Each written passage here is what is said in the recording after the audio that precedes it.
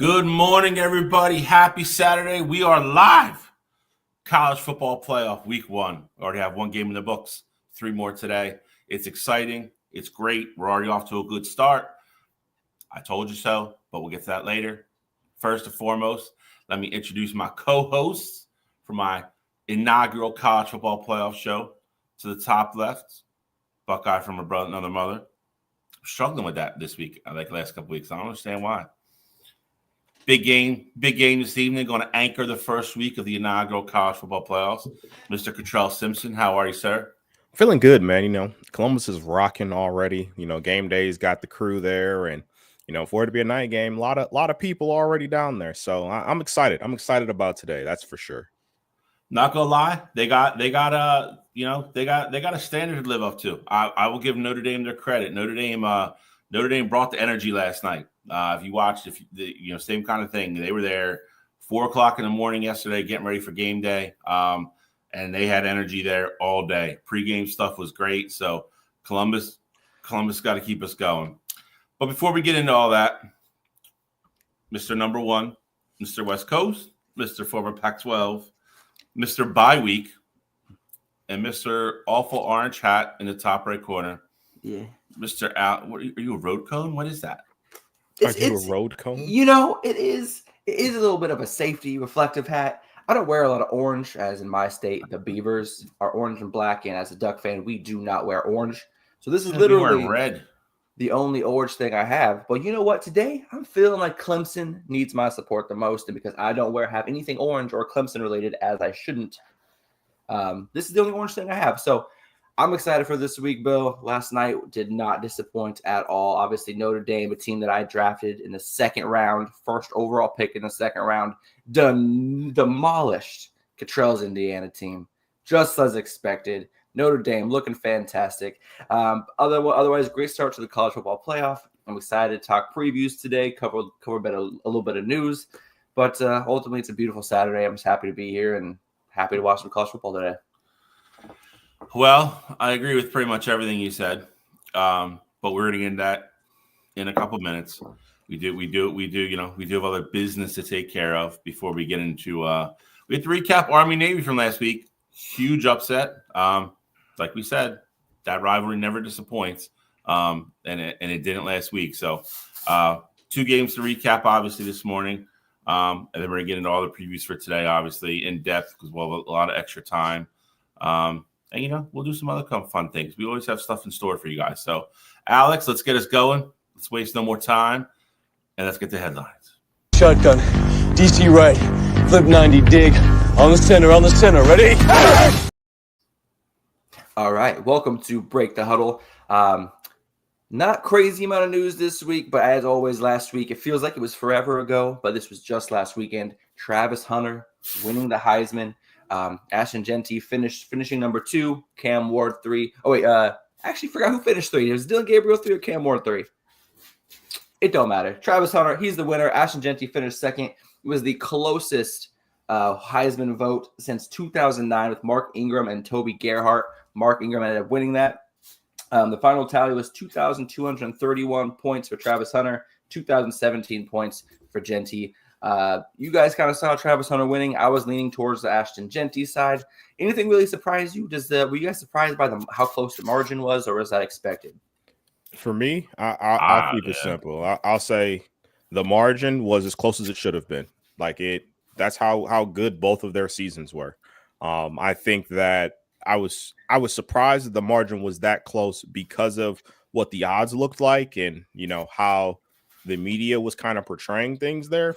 But as far as the reality of how close this race was, I didn't think that. I thought this was a situation where if it was possible to give 2 people the award, I would have been perfectly okay with that this season because Ashton Jeanty deserved a Heisman, but I also felt like Travis Hunter deserved the Heisman as well. So I'm not surprised that Travis won it. I'm not surprised the result was that close either. But I think the biggest shock was seeing how close those margins were. And, all we had heard and all we had seen was, Travis Hunter minus, 1,400 and, just crazy numbers like that. So I think that was the biggest surprise for me.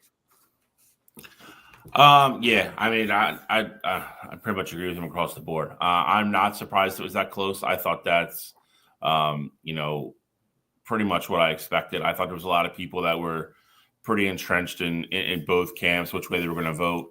Obviously, the odds sway because a lot of people, leak out their votes. So, Vegas has to take that into consideration when they're making the odds, about who's going to win because, they try to want to make it balanced and claim they don't have insider information, but obviously we know they do.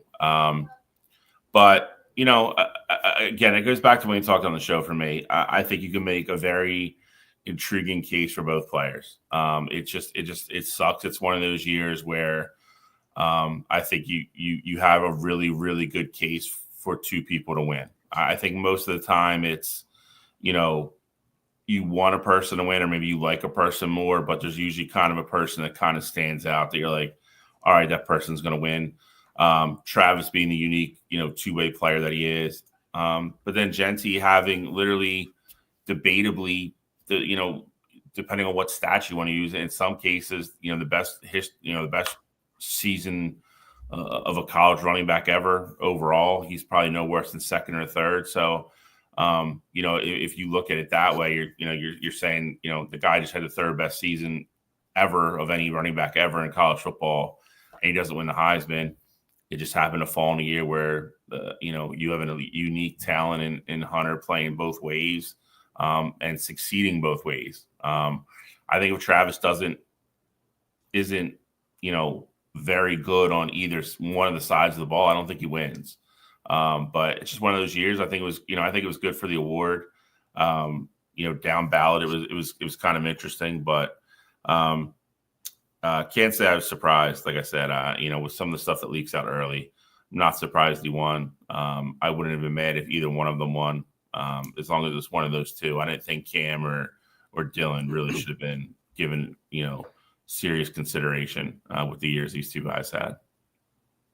Yeah, I mean, I absolutely agree. And they interviewed Genty after the award show, saying he's basically saying, and without saying it directly, that he should have essentially won this award and that he doesn't get why he didn't, and that he's going to be running with a purpose during the college football playoff.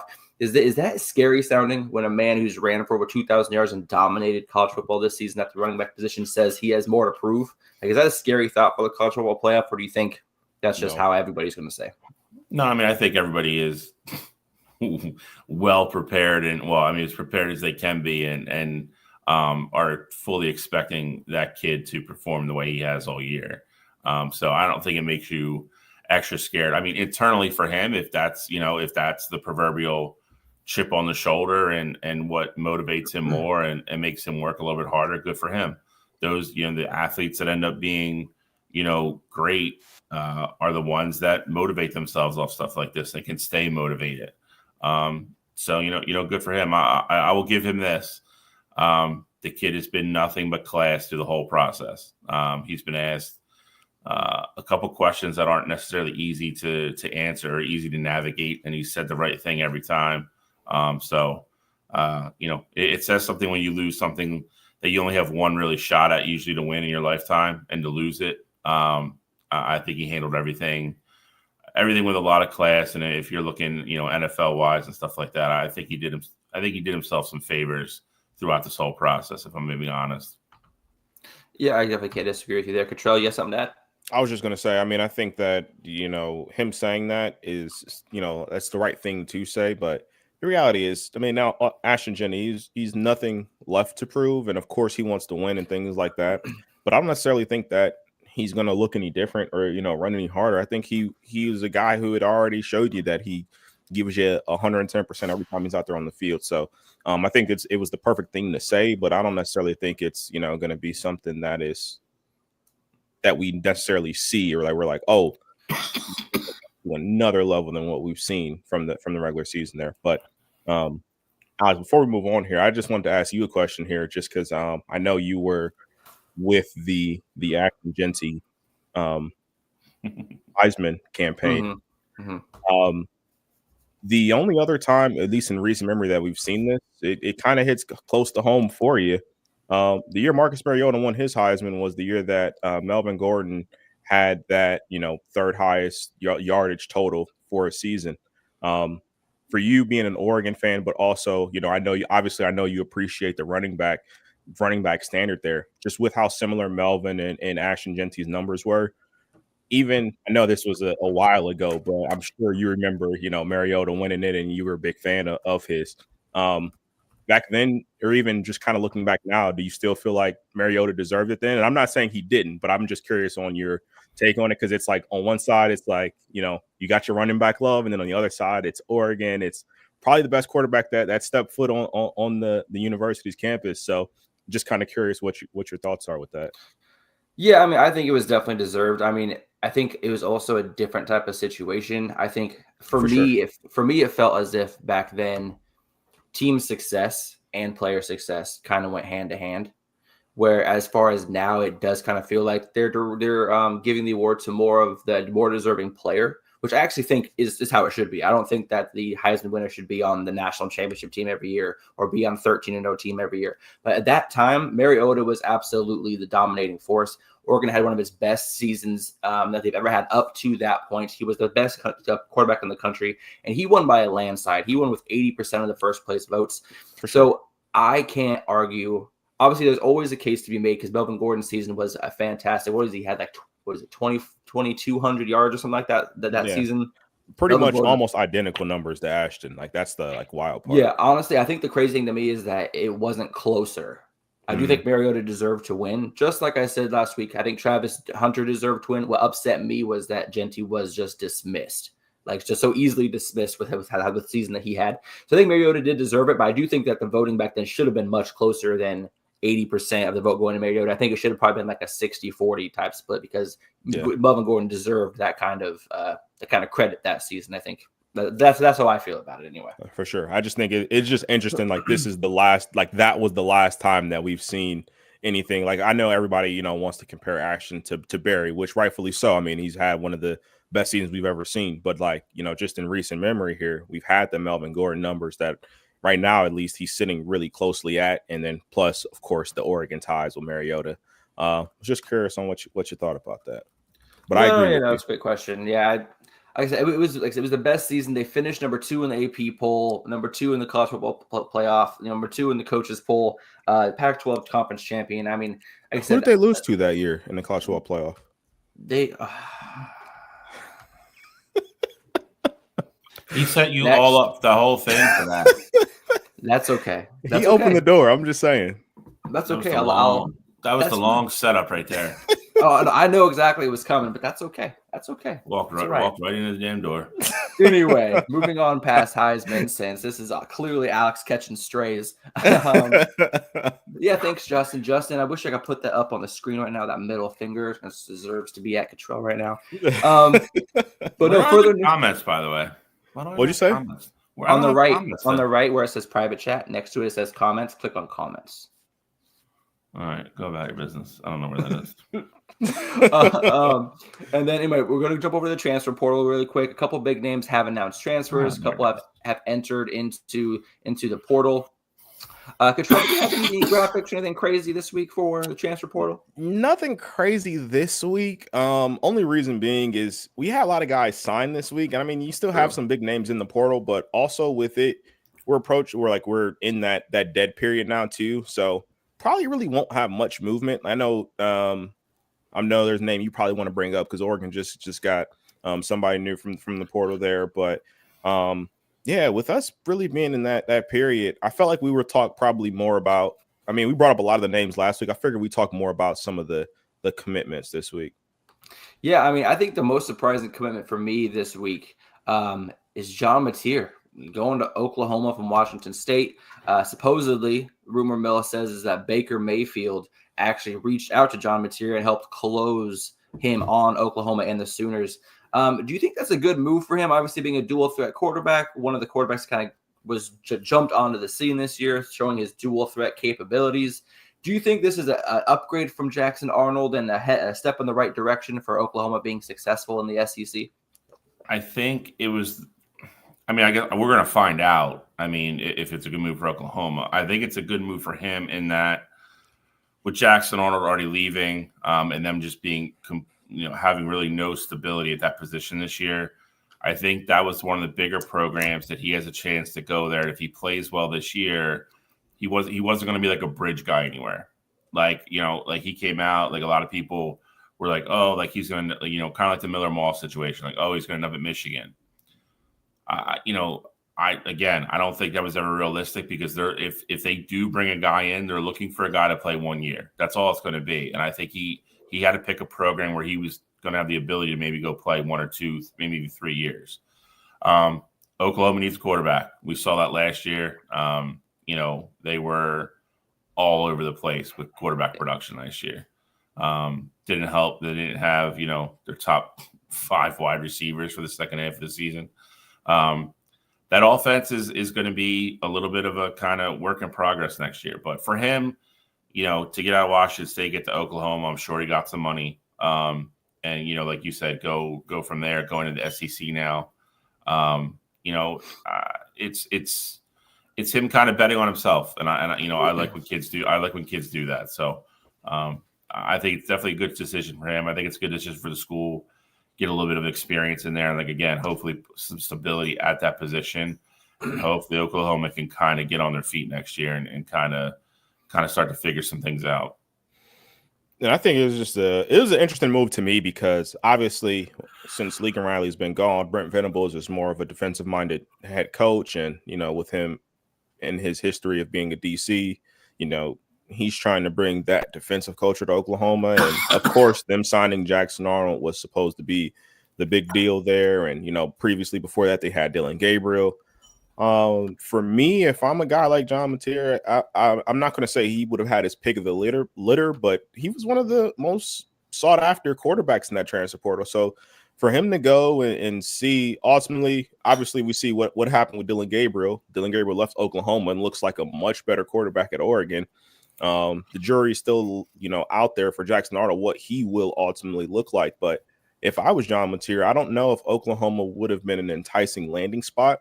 Of course, I'm sure the money's nice. And, having conversations with Baker is one thing. But at the same time, the experience that Baker had or Jalen Hurts had, completely different because Lincoln Riley is no longer there. So I think it's a good move for him to go to, Power 5 exposure. And, you're going to have a ton of eyes on you, especially with that SEC schedule. And if you can lead Oklahoma back to prominence there, I mean, you're going to have a big hype train. But for me, I think it's one of those high risk, high reward kind of moves. And I thought he would have had the opportunity to potentially land in a better situation. So I have 3 quarterback moves. All right. One of them is kind of shocking. 2 of them are intriguing. I want you guys to tell me which situation is going to work out the best. All right. Okay. I already know where I'm going. Perfect. First off, Miller Moss to Louisville. We got where was it? Oh, yes. Sorry. We have Caden Salter to Colorado. And we have oh my goodness, man. And Malik Murphy to Oregon State. Do you think, for me, Malik Murphy's path is a little bit crazy to me, but out of those 3 quarterbacks, which one of those 3 do you think made the best decision for as far as their future in college football, maybe even the pros?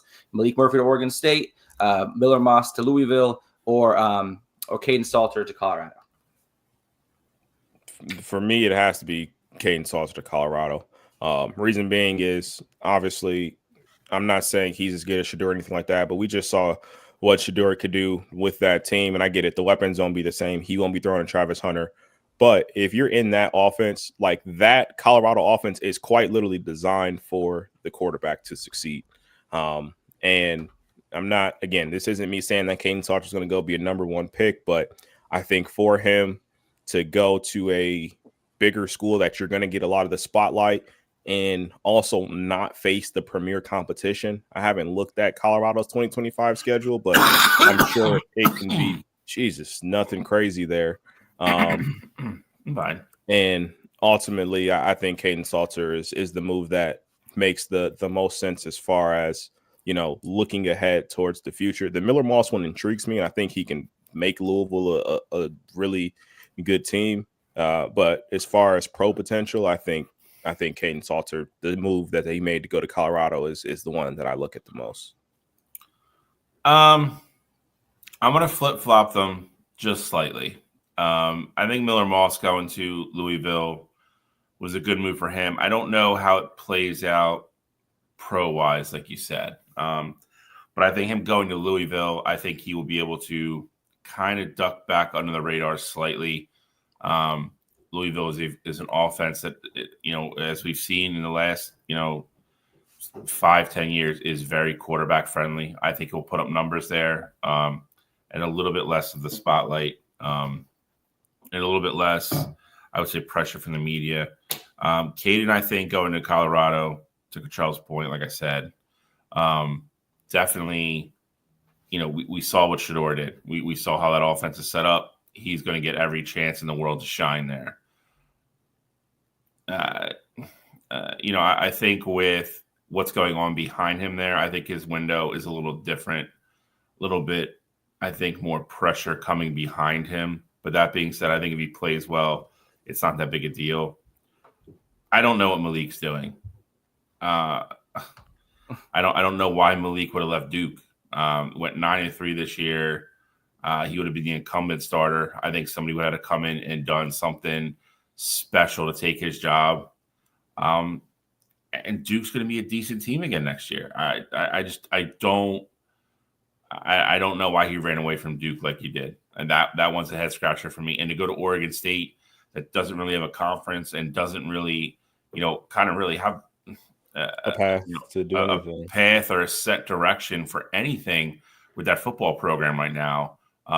It's just, I don't want to call it dumb, but on the surface, that's what it looks like to me. It looks like a panic. It looks like a dumb panic move to me. Yeah, I would agree. I mean, he had a great season at Duke, 9-3 record, just like you said. They were very competitive in the ACC. Like I said, he was going to be a starter going into a returning situation, a second year in an offense. I'm not sure what was exactly behind the thought process as well. But I think this transfer portal has been extremely exciting. I think there's going to be a lot of interesting looking teams next year. I really like the Miller Moss to Louisville move the most personally, just because Tyler Shuck, he's a 6-year quarterback. He was a quarterback for Louisville this year. He did not look great. At Oregon, he transferred to Texas Tech. Texas Tech, he started off great in 2022, and then it kind of went south fast. This is by far his best QB productive year he's had in college, throwing for just under 3,200 yards, 23 touchdowns, 6 interceptions. Like this season, he may have earned himself the ability to be drafted, or at least looked at heavily in the draft. And I think that Miller Moss saw that type of production, that kind of development. And I think he made the best decision for himself going to Louisville. Just like Bill said, the very quarterback-friendly offense, especially as of recent, they've had as of late, they've had very successful QBs. So I think that Miller Moss move is really intriguing, and I like that the most. And I think that's going to have the biggest impact on next year's college football playoff format. I think Louisville could make a nice little splash. Anyone else in the transfer portal that you guys kind of really want to mention about or talk about that maybe isn't a big main name like a quarterback or a running back that you guys want to throw out there? Nobody that I necessarily wanted to mention, but I just want to chime in on the Malik Murphy.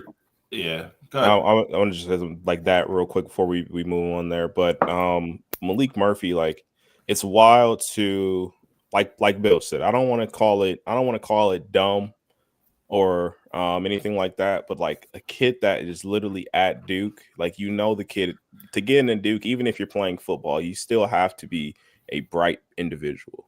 And this is a mind-blowing decision to me. I keep trying to wrap my head around it. Like, it would be one thing if it was like, all right, Oregon State has this great offensive mind, and while he may not win or win 9 games this year, he's getting himself ready for the NFL.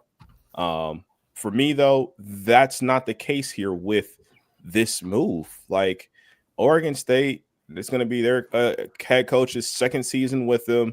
There is no ties to the NFL or anything like that. So for me, I just don't understand it. And, I'm sure Malik Murphy, like, he wants to go to the NFL and, have that opportunity. You were 9-3 at Duke. And the reality is I don't want to just crush the kid's dreams, because it's possible. But if we're just looking at it on the surface, you're not going to go be an NFL quarterback. I said it last week and I'll say it this week. there is not many educations better than Duke. Like, you're going to be hard pressed to find an education that's better than Duke. So why not go win 9 more games next year or win 10 games next year? Hell, they were, an overtime loss away from being in the tiebreaker with SMU and Miami and Clemson and all them to go to the ACC championship game. Like, that is absolutely mind blowing to me. Weren't all 3 of their losses by single digits?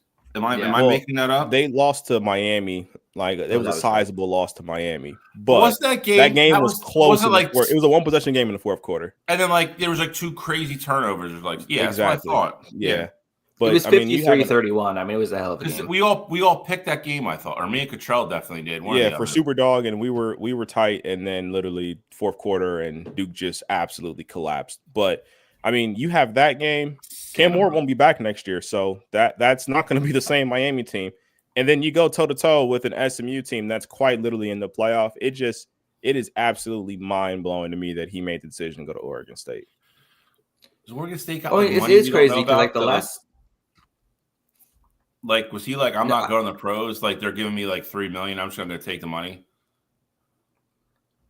I don't know. I'm looking through an article about it right now to try to find out. But the last Duke quarterback used that job to catapult himself a starting job for Notre Dame and in the college football playoffs. So Malik Murphy, who had a fantastic passing season, obviously he's not a mobile quarterback like Riley Leonard was, but he had a great passing season.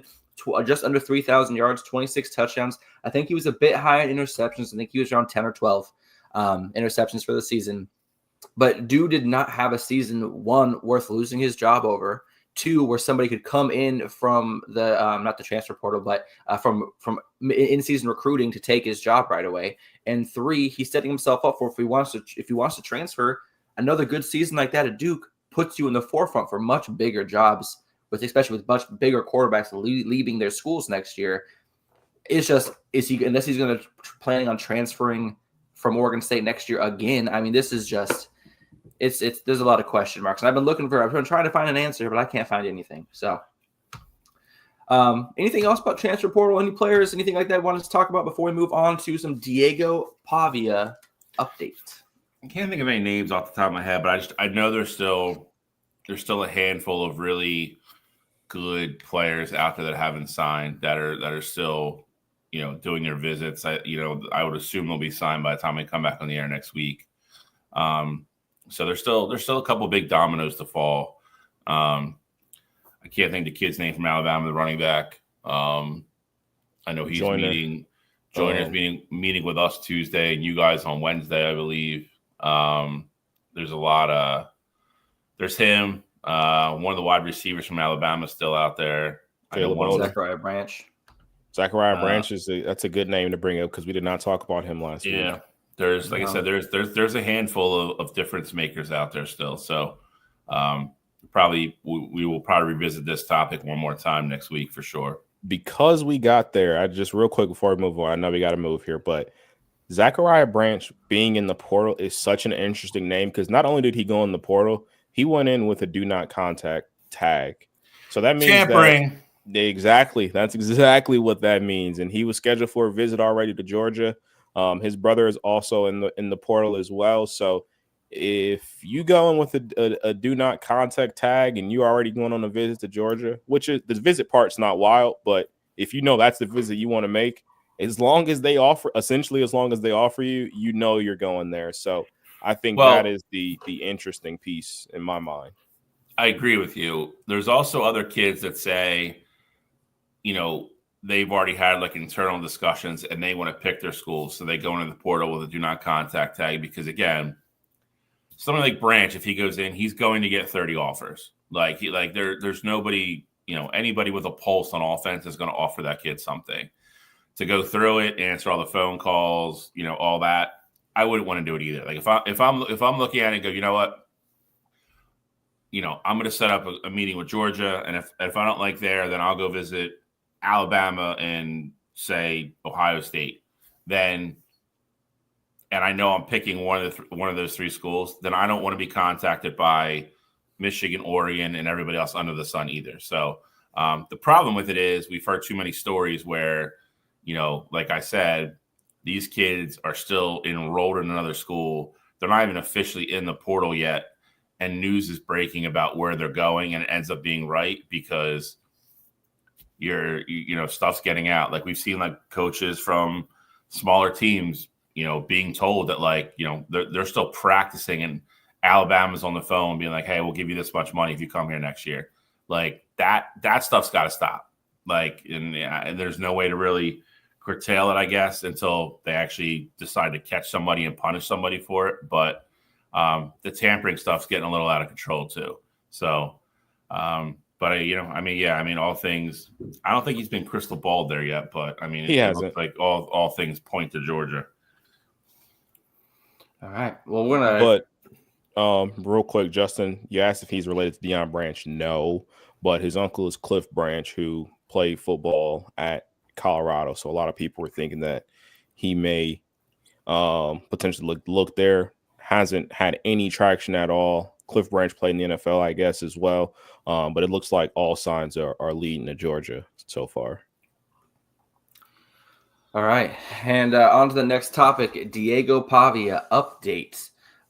Vanderbilt quarterback Diego Pavia has officially been given an extra year of eligibility to play for Vanderbilt next season. The NCAA has ruled that players who play in JUCO, those years will not count against their NCAA eligibility. How do we feel about this? I think for me, it's twofold here. I'm happy Diego gets to come back. I'm happy he did get granted that because I do think he's kind of earned that right there. On the flip side of it, though, I look at it in the bigger picture. I think within the next 10 years, I think junior colleges may ultimately fold, or you notice a big change in high school recruiting. I say that because essentially now junior colleges can, if you're a team like Ohio State, for example, or Oregon, you could have your streamline of minor league players. Essentially, you can say, hey kid, we want you to be an Ohio State Buckeye. We just don't think you're ready yet to play.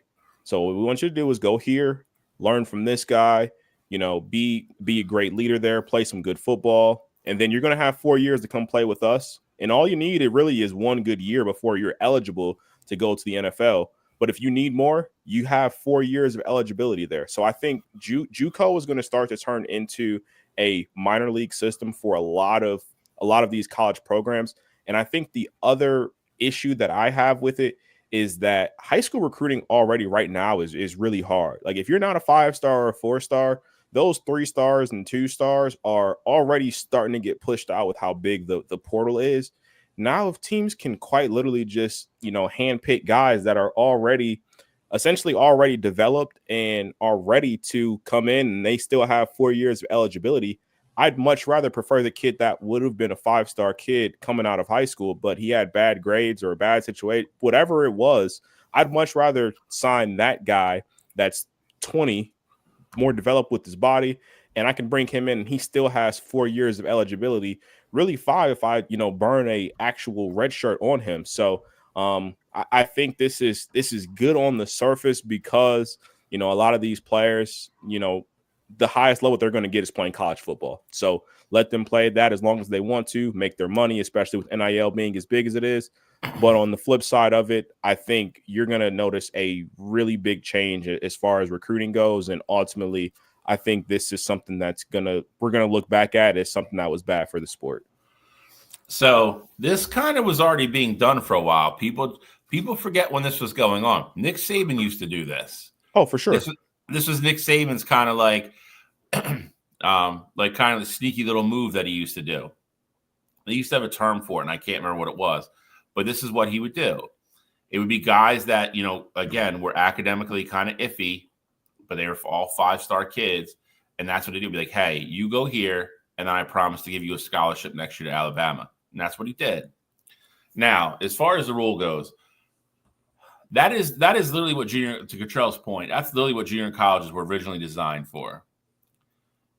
kids that really weren't gonna qualify academically. You go there, you can play there for a year, get your grades up, so you can meet admission standards to some of these schools.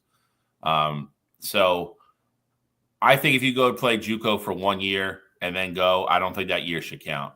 If you're a JUCO for 3 years, then it's like, all right, like then I think we have to start considering some of that's got to count towards eligibility. But I think if you go to JUCO for 1 year, you're then you're becoming a freshman at that point, either late 19 or early 20 versus late 18, early 19. We just can't get into the situation. Somebody did mention on ESPN the other day, and it is a good point. You can't have a kid playing JUCO for 3 years and then going to become a freshman, at a major college. So I don't think you want 25, 26-year-old linemen, which essentially could happen if they stayed the whole time, playing against 18, 19-year-old kids. Like, that's not ideal. So I'm glad that he got his eligibility. Again, Vanderbilt was definitely a top 2 or 3 feel-good story this year. Him going back is going to immensely help that program. I think have that next building block year again next year, where they don't go back into being a 2-win football team. So good for him, good for football. I guess you could say the NCAA did something right. I'm not going to give them credit though. Screw them. But it is it's a good headline for sure. But to Cottrell's point, I think we're at the top of a slippery slope. So again, this is something that needs oversight and needs firm rules put in and somebody to act on the best interests of not only the kids but the schools as well, NCAA, and make a hard rule about this. Like I said, go for 1 year, transfer into a real school, fine, no eligibility issues. Anything past that, I think it has to count. I do. Yeah, I do like that players are getting a chance to develop themselves a little bit better before they go to a program like that, and they're not wasting a year of eligibility. I do think that I think 2 years of JUCO should count as 1 year of eligibility in the NCAA. Kind of like you said, 1 year, not a big deal. After that, though, it kind of becomes a little bit of an issue and a kind of abuse of the situation. I'm also happy about this, though, because I think that Tom Brady was on Fox a couple weeks ago saying how the product coming into the NFL is not as great. We're rushing people into starting. People are not coming in as developed. I also think that a year of JUCO, not counting against eligibility, will also really help with the product that eventually goes to the NFL down the road, because they're getting the extra year of eligibility, not counting against their NCAA eligibility. I think this will ultimately lead to a better product going to the NFL with an extra year of, essentially training up their body, gaining strength, gaining skill set. Do you think there's any merit to that, or do you think maybe it won't really affect anything? No, I don't. Personally, I don't think there's merit to it. Only reason being is that I think as we evolve and just in general, and this goes across every sport, as things evolve and we get more data about things, as you get later on, the players get more talented. And it's not to say like older players weren't talented. Like, this is not to go into a debate about like old players versus new players and things like that. But I mean, just look at what we're seeing in terms of like at each level. Like, you look at the NFL, well, not even NFL level, but you look at college football right now. Travis Hunter. We haven't seen somebody dominate both sides of the ball like that ever, really. And you look at on baseball, you have Shohei, who can pitch and he can hit, be one of the best hitters in all of baseball.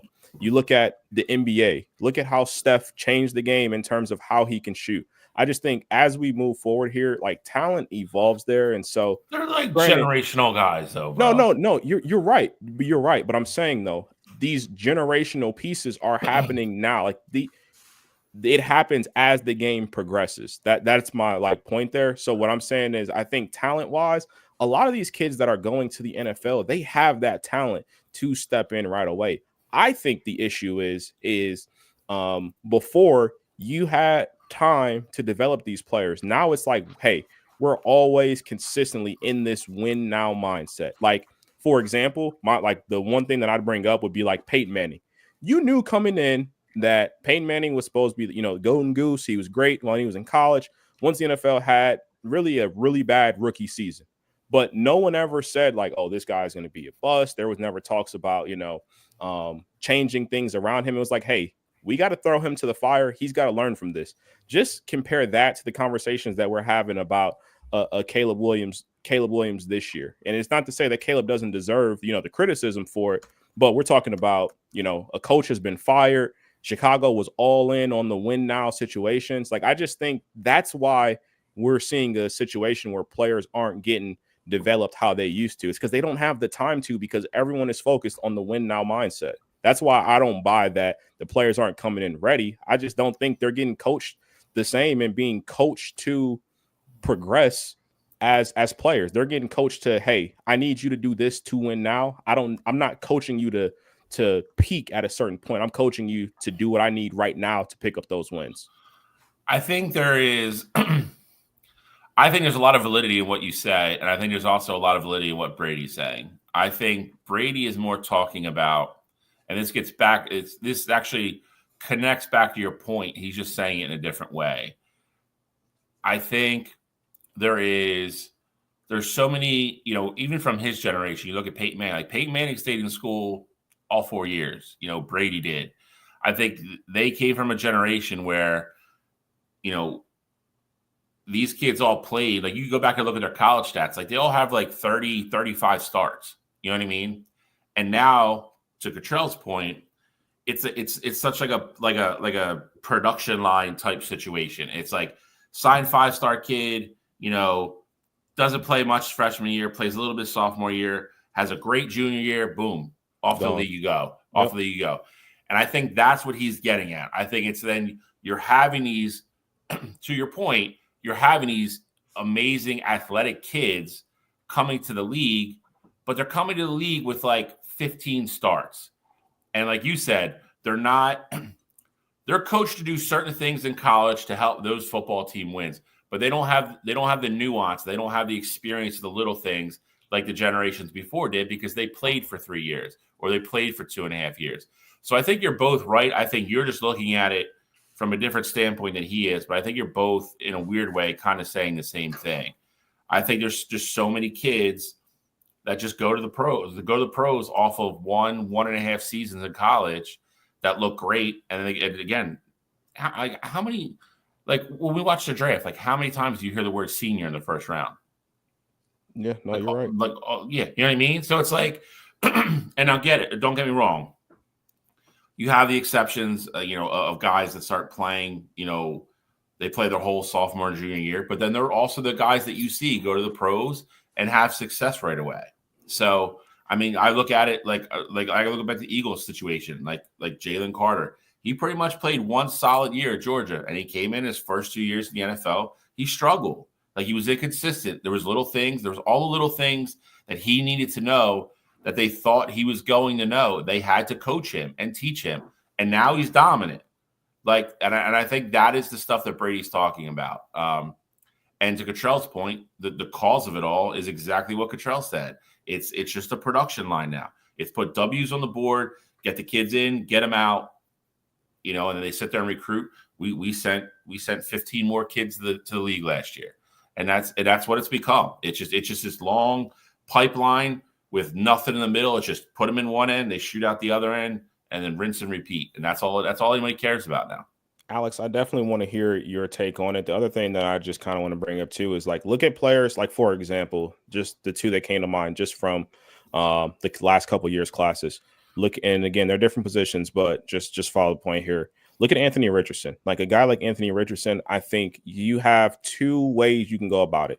It's you play him right away, baptism by fire, learn from your mistakes, and we're going to keep rolling with you. Or it's, hey, we drafted you 4 overall. We think you're going to be our franchise one day, but you have a lot to learn. We want you to sit behind, these guys, our bridge quarterbacks, whether it be Minshew or Flacco, whoever the guy is. We want you to sit behind them, learn how to be a pro, learn the nuances of the game, and really get better from learning like that. But that wasn't the case there. It was like, oh, well, Anthony Richardson showed a little splash here. We'll throw him in as a starter, in the middle of the season and see how it happens from there. And then, like, this year, he noticed that production isn't how you want it to be, you bench him because you think that the Colts can make the playoffs this year, and then you throw him back in there because you realize that Flacco's not the guy to lead your team. But then you also look at it on the flip side of it is like last year on this show, Justin, this is just for you, just to get your shot out the way here. You look at Ladd McConkey and the production that he had while he was at Georgia. There was no reason why Ladd McConkey, as seasoned as he was, a great route runner as he was, and, you know, as fast as he was at the combine, him running a 4.3, there's no reason why he shouldn't have been a first-round receiver. But guess what? All the receivers that went ahead of him were all the kids that were younger, that had the crazy numbers. It wasn't about the nuance of the game. It was about, you know, the potential of like that excellence there. Malik Neighbors declared early. Marvin Harrison Jr. declared early. Brian Thomas Jr. declared early. Like all those guys that went ahead of him were guys that were younger that you thought you might get an extra year out of. But in reality, Ladd McConkey was the most polished guy. Not saying he's the best receiver, but he was the most polished coming out. He was older, he had the experience, and he has the athleticism with it. So I just kind of think we're at that point now in the NFL where, you know, it's more enticing to get the guy that's 20 years old because they're already thinking about that second contract. He's going to be 24 when he signs that second deal, and we can make it a 4 or 5 year deal, and he's only 29 versus a guy like Ladd McConkey, who's, I don't know his exact age here, but just, you know, for argument's sake here, 22, 23 years old. And, you know, you get him, he gets the NFL, and by the time you're done with his rookie deal, he's 28. You don't want to sign a 28-year-old to a 5 year, you know, $100 million contract. So I just kind of think that's where we're at. Alex, I know we've talked a ton here. I'd love to get your opinion on this. I think my opinion was kind of within the question. I kind of agree with what Tom Brady was kind of saying, and I also think you kind of just proved my point. You know, you can kind of take your chance on the young guys. Malik Neighbors, Brian Thompson, and Marvin Harrison Jr. Those guys are all having fantastic seasons. But I think Ladd McConkey is having arguably the better season of all four of those. And what does he have that those other ones don't? Maturity in years in school getting developed. So I kind of feel like the JUCO, which is, again, how we started this conversation. I know it may seem like we've got jumped off the rails here, but this all started with talking about JUCO and how those years in JUCO will not count against your NCAA eligibility. And I think, and I do firmly agree that those JUCO years not counting will bring better quality product to the screen on the NFL landscape. At least that's what I feel like. And you kind of just proved my point with this Ladd McConkey example. He came in more ready to go, better route runner, more polished. Is part of that because of the school he went to. I know a lot of people say that Georgia is one of the, obviously, the front runners for funneling the NFL with top tier talent. You know, Alabama, Georgia, schools like that, Ohio State, Michigan, even Oregon's starting to get there.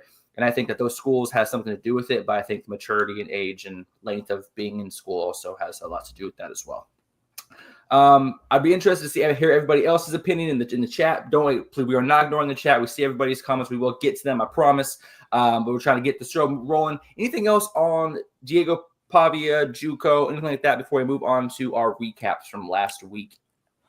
I'm just going to be really curious to see if the NCAA, and they probably won't, but I'm just going to be curious to see if they try to put like a stopgap on essentially funneling kids to a certain JUCO. Because, I mean, if you got junior colleges, you know, in certain areas, it's like, oh, well, 60% of their kids end up going to Alabama. Like, I don't know how you would make that fix, but I'm just curious to see in the coming years here. It's like, all right, well, Alabama, they used to sign 25 kids coming out of high school.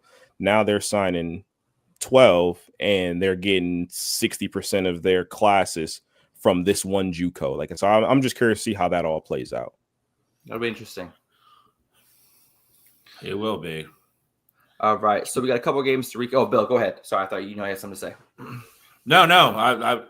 I was gonna say it will be. It'll get out of hand. It'll be a disaster before they step in, because God forbid, you know, the NCAA gets in front of something. But you know, let's not go down that road today. Well, it's funny. In like a 15-minute conversation, we kind of already saw where the issues are going to happen and when they're going, how they're going to pop their head out. So, I mean, they had to have seen it coming in their discussions about allowing this as well. So, it will be interesting to see if they have anything in place for kind of deterring that. Yeah. All right, we were done headlines. Been a little bit long there, but we're all right. We are going to jump into, like I said, we're going to have something fun for you guys today. So, We're going to do our projection list for the top 5 Heismans for next year. Heisman hopefuls for next year. I don't know which order we're going in here, so it'll be up to producer Cottrell. But like I said, we all, based upon what we've seen and who we think is definitely coming back for next year, we all came up with our list for the top 5 guys so far. So this is always fun to compare to, at the end of next year, usually how wrong we all are. So we'll see what happens. Alex is going first. Boom. Avery All right. Johnson. So good Lord. Look, Avery Johnson was initially not on my list. Okay. I had to text Cottrell and be like, wait. My man Avery Johnson deserves to be on this list. Look, they did not have the best season. This was his first full season as a team starter, taking over for Will Howard. And honestly, like I said, he had a lot of ups, a lot of downs. He had a fantastic season overall, completing just under 60% of his passes, 2,500 yards, 22 touchdowns, 9 interceptions. If he can just dial down the interception and turnover rate a little bit next season, Kansas State is going to continue to be a big force in the Big 12. And then obviously had over 548 rushing yards. One of the best running quarterbacks in the country. Dual threat in college is by far the best attribute I think you could have as far as leading a team. And that's why Avery Johnson's always going to have Kansas State in the game. Bill, what's going on with your face? Who from Kansas State is paying you? Why? Nobody from Kansas State is paying me, bro. Alex got an NIL deal. Alex got an NIL deal. He absolutely does. He absolutely does. Alex has given Kansas State more love on this show than they've gotten nationally on every other show across the country. Avery Johnson, Kansas State, going to go here. They're going to win this big game. They're going to win Big 12. They're going to beat BYU by 30. And then so the next week, come back up. Avery Johnson. Look, man. Don't let him stop your flow, Alex. Don't let him stop your flow. That's not even the most egregious thing on this list. Keep going. I can't wait to see what you think is the most egregious thing. And then obviously, Avery Johnson, he's my dude. I was not going to put him on this list, but like I said, I was actually very impressed from what I saw this season. Kansas State doesn't have a lot of offensive weapons on the outside. He really made a lot happen with his feet, extending plays, keeping them in games that they really just didn't necessarily need to, or didn't necessarily have the ability to stay in. 4, I got DJ Lagway from Florida. I wasn't really hype on the DJ Lagway train. Cottrell, you kind of got me hype up on DJ this season. And Shally, you're welcome. You're welcome. No, Shally, you get no credit for talking. Please, about my me and Cottrell have been talking about it for a year and a half. What do you mean? Yeah, but I don't listen to Cottrell right now, so you sit over there. Someone mute him. DJ Lagway, obviously the way he took over for Florida when Graham Mertz went down, ending his college career. That Florida team does look completely different. He had a couple of turnovers in the bowl game this last weekend, but over 300 yards passing. A wide receiver that committed to the Oregon Ducks already flipped to Florida. I think that he is probably a huge reason why.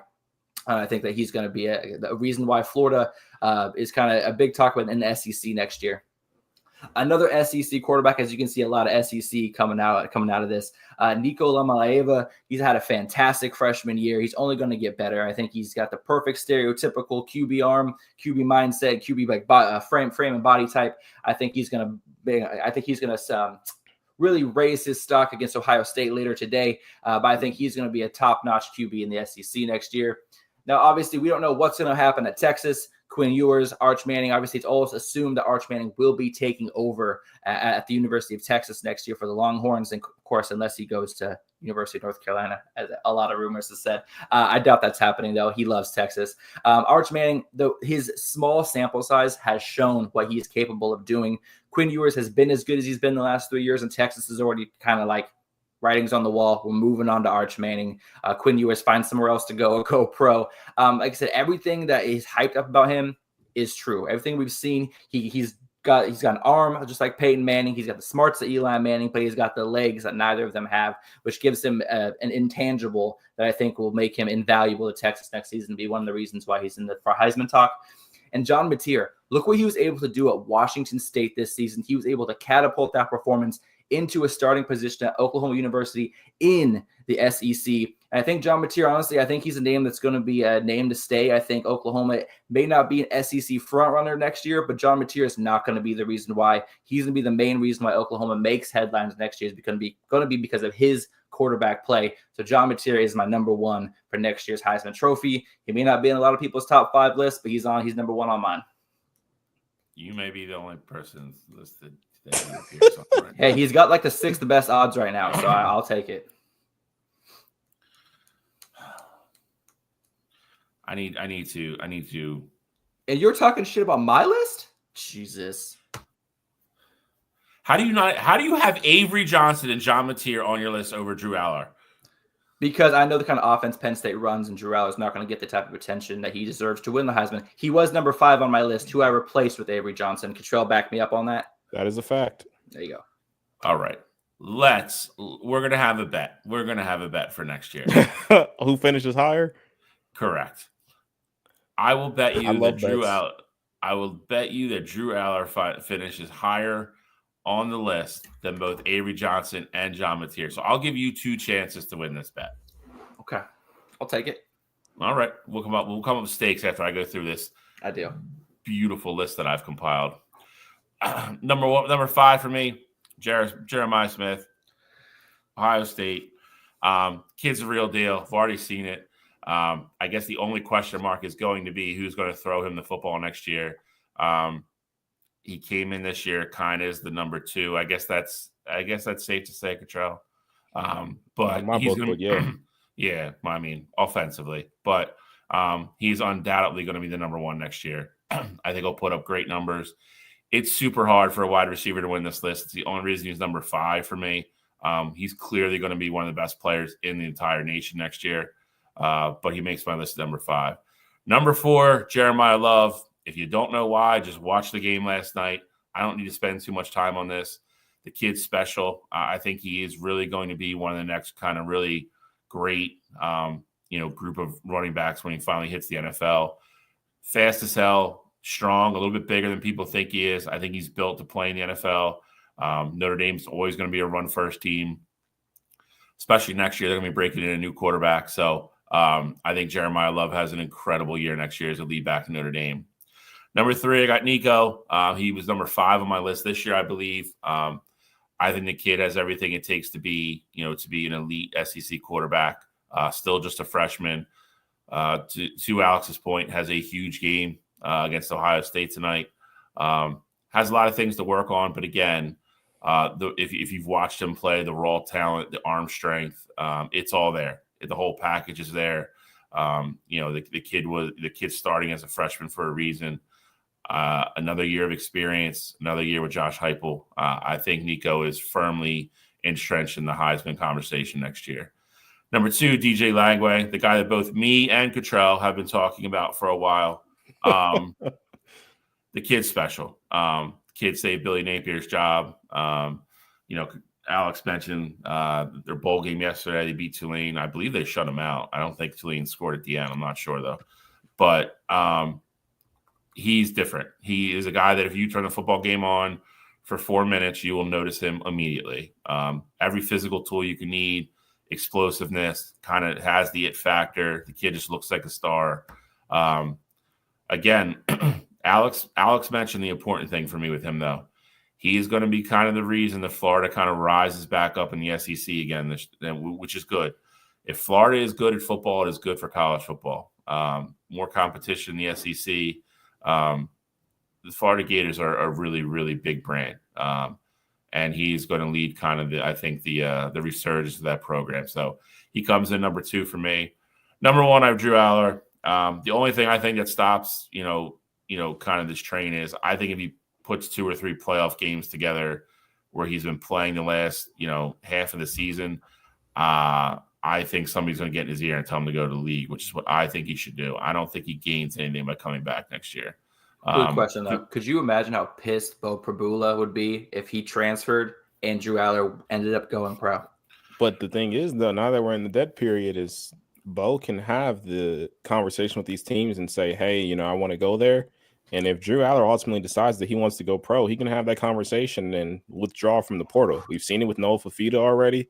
Like, we've seen it with some of these guys that have ultimately said, I'm not hitting the portal anymore. So it could be a bad thing for Penn State, but it also could be a good thing. Might just screw over another school. But It won't. Yeah, he's not. I mean, it's not going to be. Yeah, it's not going to be hard for him to re-enroll to school. So, but again, that's a different discussion which we've already had on the show, which I agree with. That this portal should not be going on with the season still going on. But again, we're not going to go down that road today. But Drew Allar, every physical tool you can want. 6'4", big kid. Way more athletic than he looks. Great arm. Very rarely throws the ball into bad situations. Accurate. He is, for the most part, anybody that wants a prototypical pocket passer, kind of a Justin Herbert type guy, a little bit less athletic than that, but same kind of guy. Coaches are going to want. I don't think he steps in his rookie year and starts anywhere in the NFL, but he's a guy after a year. He's probably a very good pro quarterback. So number one on my list, he's going to have a huge head start over all these guys, obviously. But I think it remains to be seen if he actually comes back. All right, so I'm warning you guys now. There's going to be names on my list that you haven't seen yet. And I don't know I don't know what the reaction I'm going to get. Bill, you got to let me know whose list is worse, in your opinion, mine and Cottrell's. I'm excited. Yeah, I'm going to hold judgment. I'm going to say Cottrell's. I might not agree with the names, but they'll probably make more sense than your list. But I will I will withhold judgment until I see it. All right. So without further ado, we'll get to my list here. Oh God! You got to be kidding me. Even I can't agree with Dante Moore being on here. Number 5 here. Oh man. See, my list was better. My list was better. It might be. It makes more sense. Number 5 here. I'll go with Dante Moore. I think when you're in an offense like that Oregon Duck offense, and we've seen the type of talent that Dante Moore is when he was a starter, I think Dan Lanning is going to get a lot out of Dante. I'm not necessarily saying that he's going to have the same season as what Bo did a couple years ago, or even what Dylan had this year. But I know Dante Moore, coming out of high school, was one of my top 3 quarterbacks in the class. And with the way that the Oregon Ducks offense looks, he's had a year to sit behind and learn that system. I think next year he's going to come in all guns blazing, and be ready to rock and roll. You're going to have some receivers that come in, and Decorian Moore is going to be a true freshman next year. I think he's a receiver that's going to have the opportunity to potentially play right away. You still will have weapons there, and I think that's going to be good for Dante Moore, and he's going to have the ability to run it up on a lot of teams. So I think Dante Moore ultimately ends up in the top 5 there. Number 4 for me, Bill, you talked about Jeremiah Smith and who's going to be throwing him the ball.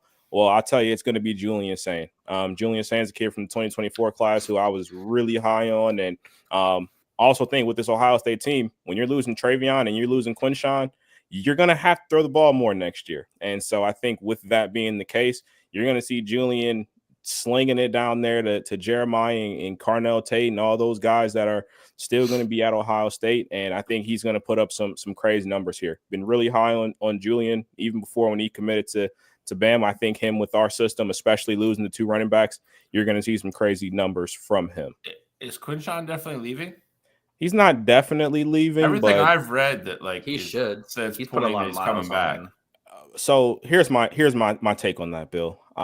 It's possible for him. There's definitely been traction about him staying. However, with how aggressive Ohio State's been in the transfer portal about getting a running back, I know Quinshawn, obviously he willingly took that RB by committee approach this year, but I think they wouldn't be exasperating all these options if they thought Quinshawn was definitively coming back. The only thing I say is, what do you like? I feel like they're doing that though, because wouldn't they need depth? Listen, you didn't have that issue this year because you had a 2-headed monster. But if both of them went down, you guys would have been in trouble with what left in the portal and stuff last year. I feel like obviously I know that you're talking to what's his face from Alabama, but I don't know. We went after the kid that ultimately committed to. He was from USC, but he committed to some other school. And then we also have coming back. I mean, James Peoples was our 3rd string back this year who got some carries and showed that he can be at least a RB kind of by committee guy. And then you also signed 2 4-star kids at running back who were both of them were top 4 running backs in the country. I think you have the depth there.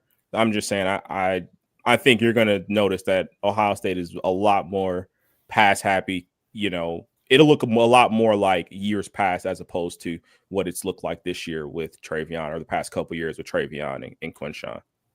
Copy that. Keep going. I didn't mean to interrupt. Number 3 here, I'm rolling with Arch Manning for a lot of the same reasons that Alex had when you look at that list. I think Arch has already shown you that he can take command of that Texas offense, and he has all the talent to do so. With him being a dual threat quarterback, with Texas being on the map, I think Arch is going to have a ton of pull there, and ultimately, I think he's going to have a season that shows it. Whether Quinn goes to the league or Quinn stays in college, it really won't matter because Arch Manning will be the starting quarterback of your Texas Longhorns next season. So I think he's going to take the bull by the horns and ultimately take care of business next season. Number 2, just like both of these other gentlemen, I have DJ Lagway on my list as well. As a true freshman, just his ability to win football games. If you look at his numbers, really was nothing too crazy in a lot of these football games.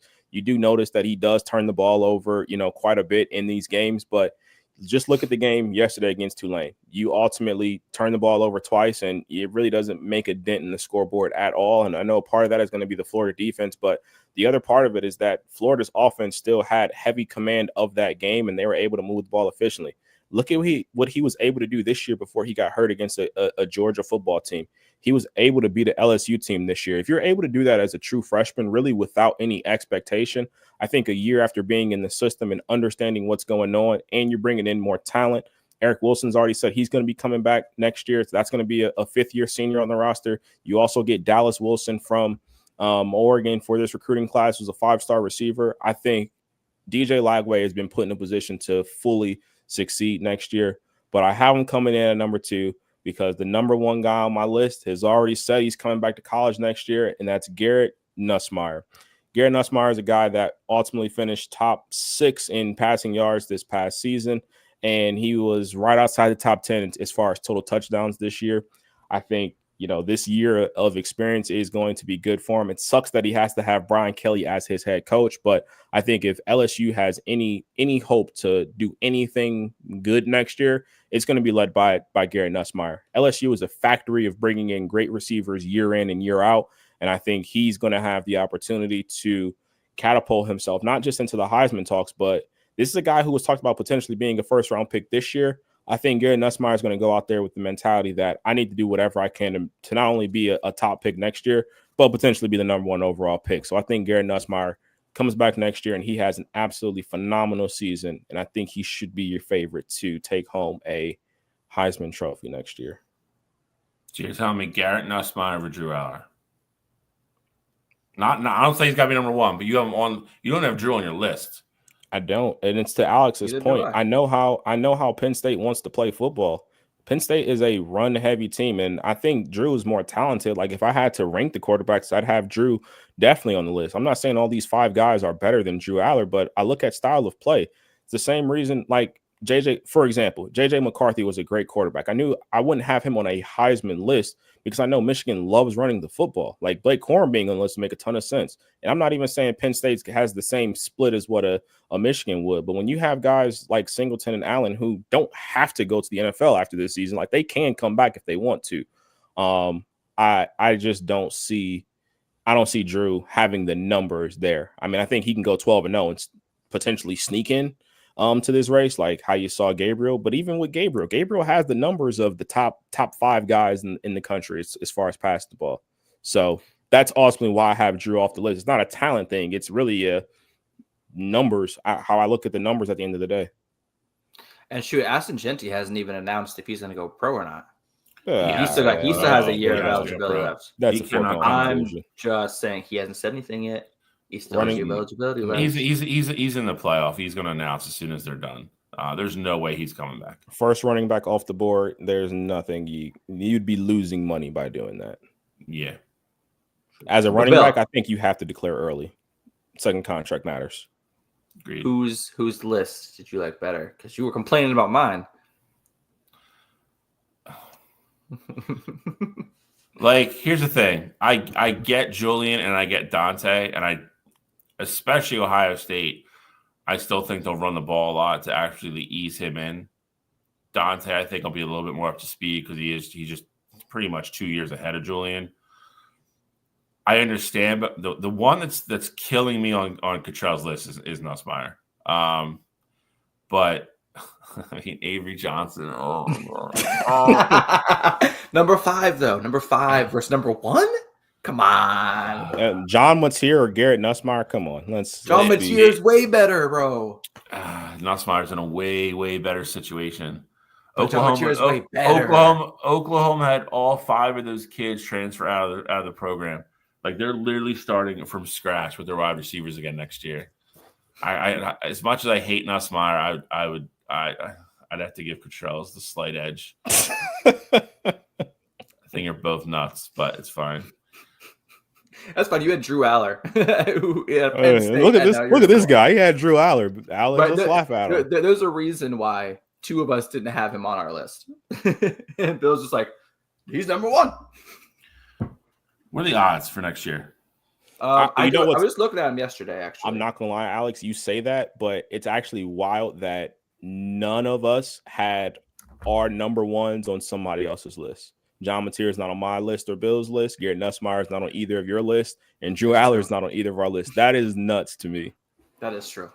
The finalists next year will be Nussmeier, Aller, and fucking DJ Lagway is the only one that we were consistent across the board. It's like somehow he's going to be in your top 5 somewhere. Yeah. I really just wish Jackson Dart had one more year of eligibility left. Come on back, Jackson. Who the hell would care? I think Jackson Dart's the only quarterback I would want to start at Oregon next year over Dante Moore. Did you watch that dude's last 2 games? Yes. Beautiful. He melts it. Is that Jackson Dart or is that bro? If you ever want to see if like the fix was in on a game, watch the Ole Miss Florida game. Like, he threw 5 in a row and they just kept throwing flags to try to get the ball back to Ole Miss, and he would come back out and he's like, I'm gonna throw another one. Like, they were trying to get Ole Miss to win the game, and he's like, nope, gonna throw this one. He was terrible. Lane Kiffin just sat over there with that stupid smirk on his face, didn't know what to do. I loved it. Now he's just on Twitter bitching about everything. Well, what else is there to do when you're not in the college football playoff? Well, where are we going to next, boys? Now that we're done with the Heisman.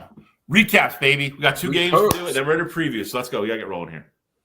We are actually kind of behind schedule, I think. Nah, recaps should be not really. We're fine. All right.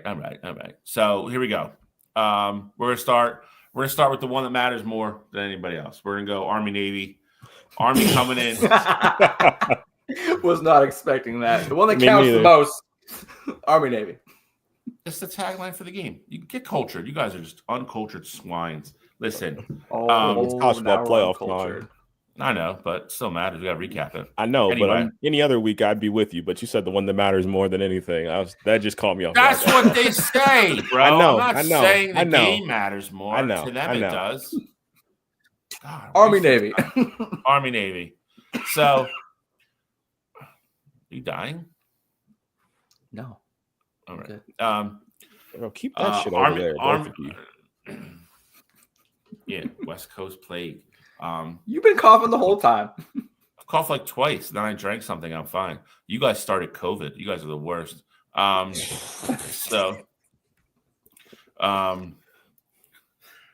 Navy for the 5th time. Let's go. We had, again, Army came in, 1 loss, only lost to Notre Dame, ranked 6.5-point favorite, and Navy came in kind of reeling. Started season 8-0, 2 bad losses in a row, and they come in and dog walked Army. We talked about this last show. This happens all the time in this rivalry. It's why it's a great rivalry. You never know what you're going to get when these 2 teams get on the field. Just an absolute great performance from Navy. Blake Horvath, Navy's quarterback. Talk about having the game of your life at the right time, man. He will go down in Navy lore for sure. He is a Navy hero now. Just an absolute, kind of high school numbers passing, 4 for 9, 170 yards, 2 touchdowns, but 25 carries for 205 and another 2 touchdowns. player of the game, obviously. Navy just dominated from the get-go. There looked like there was times that Army, there was 2 points in the game, I don't know about you guys, that Army scored and then kind of got the ball back quick. And I was like, all right, this is going to be like, Army's going to march down the field and kind of go on like a little bit of a run and take this game over. And it didn't happen. Both times it didn't happen. And then Navy actually went down the field and scored when they got the ball back. And I was like, Navy's going to win this game. And they just pulled away down the stretch. I don't know, thoughts, reactions. Again, I was in Annapolis when it happened, so it was kind of cool. A lot of happy people down there, obviously. But, it was interesting, but I can't say super surprising just because of the nature of this game. Like, we've seen a 2-win Army team beat an 8-win Navy team and vice versa. Like, it happens all the time. So again, just thoughts, reactions, obviously where they go from here, and and then we can hop on the last night. My biggest takeaway from it was I don't want to shit on the kid here, but Bryson Daly had a bad game. For him to only have 1 interception going into that game, you throw 3 in that football game, like it's one of those things that you look at and you're like, I wish that didn't happen. And I get it. A lot of them, not even a lot of them, but the game was already decided pretty early in that one. Bill, you talk about Army potentially having like some momentum there at second quarter. I think they had scored on back-to-back drives there, and they had cut the lead to, it was like 13-10 or 14-10 or whatever before Navy went down and scored. But for a guy who was in Heisman talks and ultimately finished in the top 10, the quarterback on the other side, outplayed him. And so you got to tip your cap to Navy. And it's crazy as it sounds. Like, for me, although it was a 31-13 game, it was one of those games that was actually, entertaining. And, I always say, I even said it last week, like, I find myself rooting for whoever's the underdog in the game. Like, I know I picked Army to ultimately win, but because I have no stake in the game, I'm rooting for whoever. It was 6.5 point spread there. So I'm rooting for Navy to ultimately win it. And it felt like, to that point that Bill made, it felt like in the second quarter, Army was going to be like, all right, we figured it out. We were even texting back and forth in a group message. It was 14-0 Navy, and we're like, uh-oh, Army's in trouble.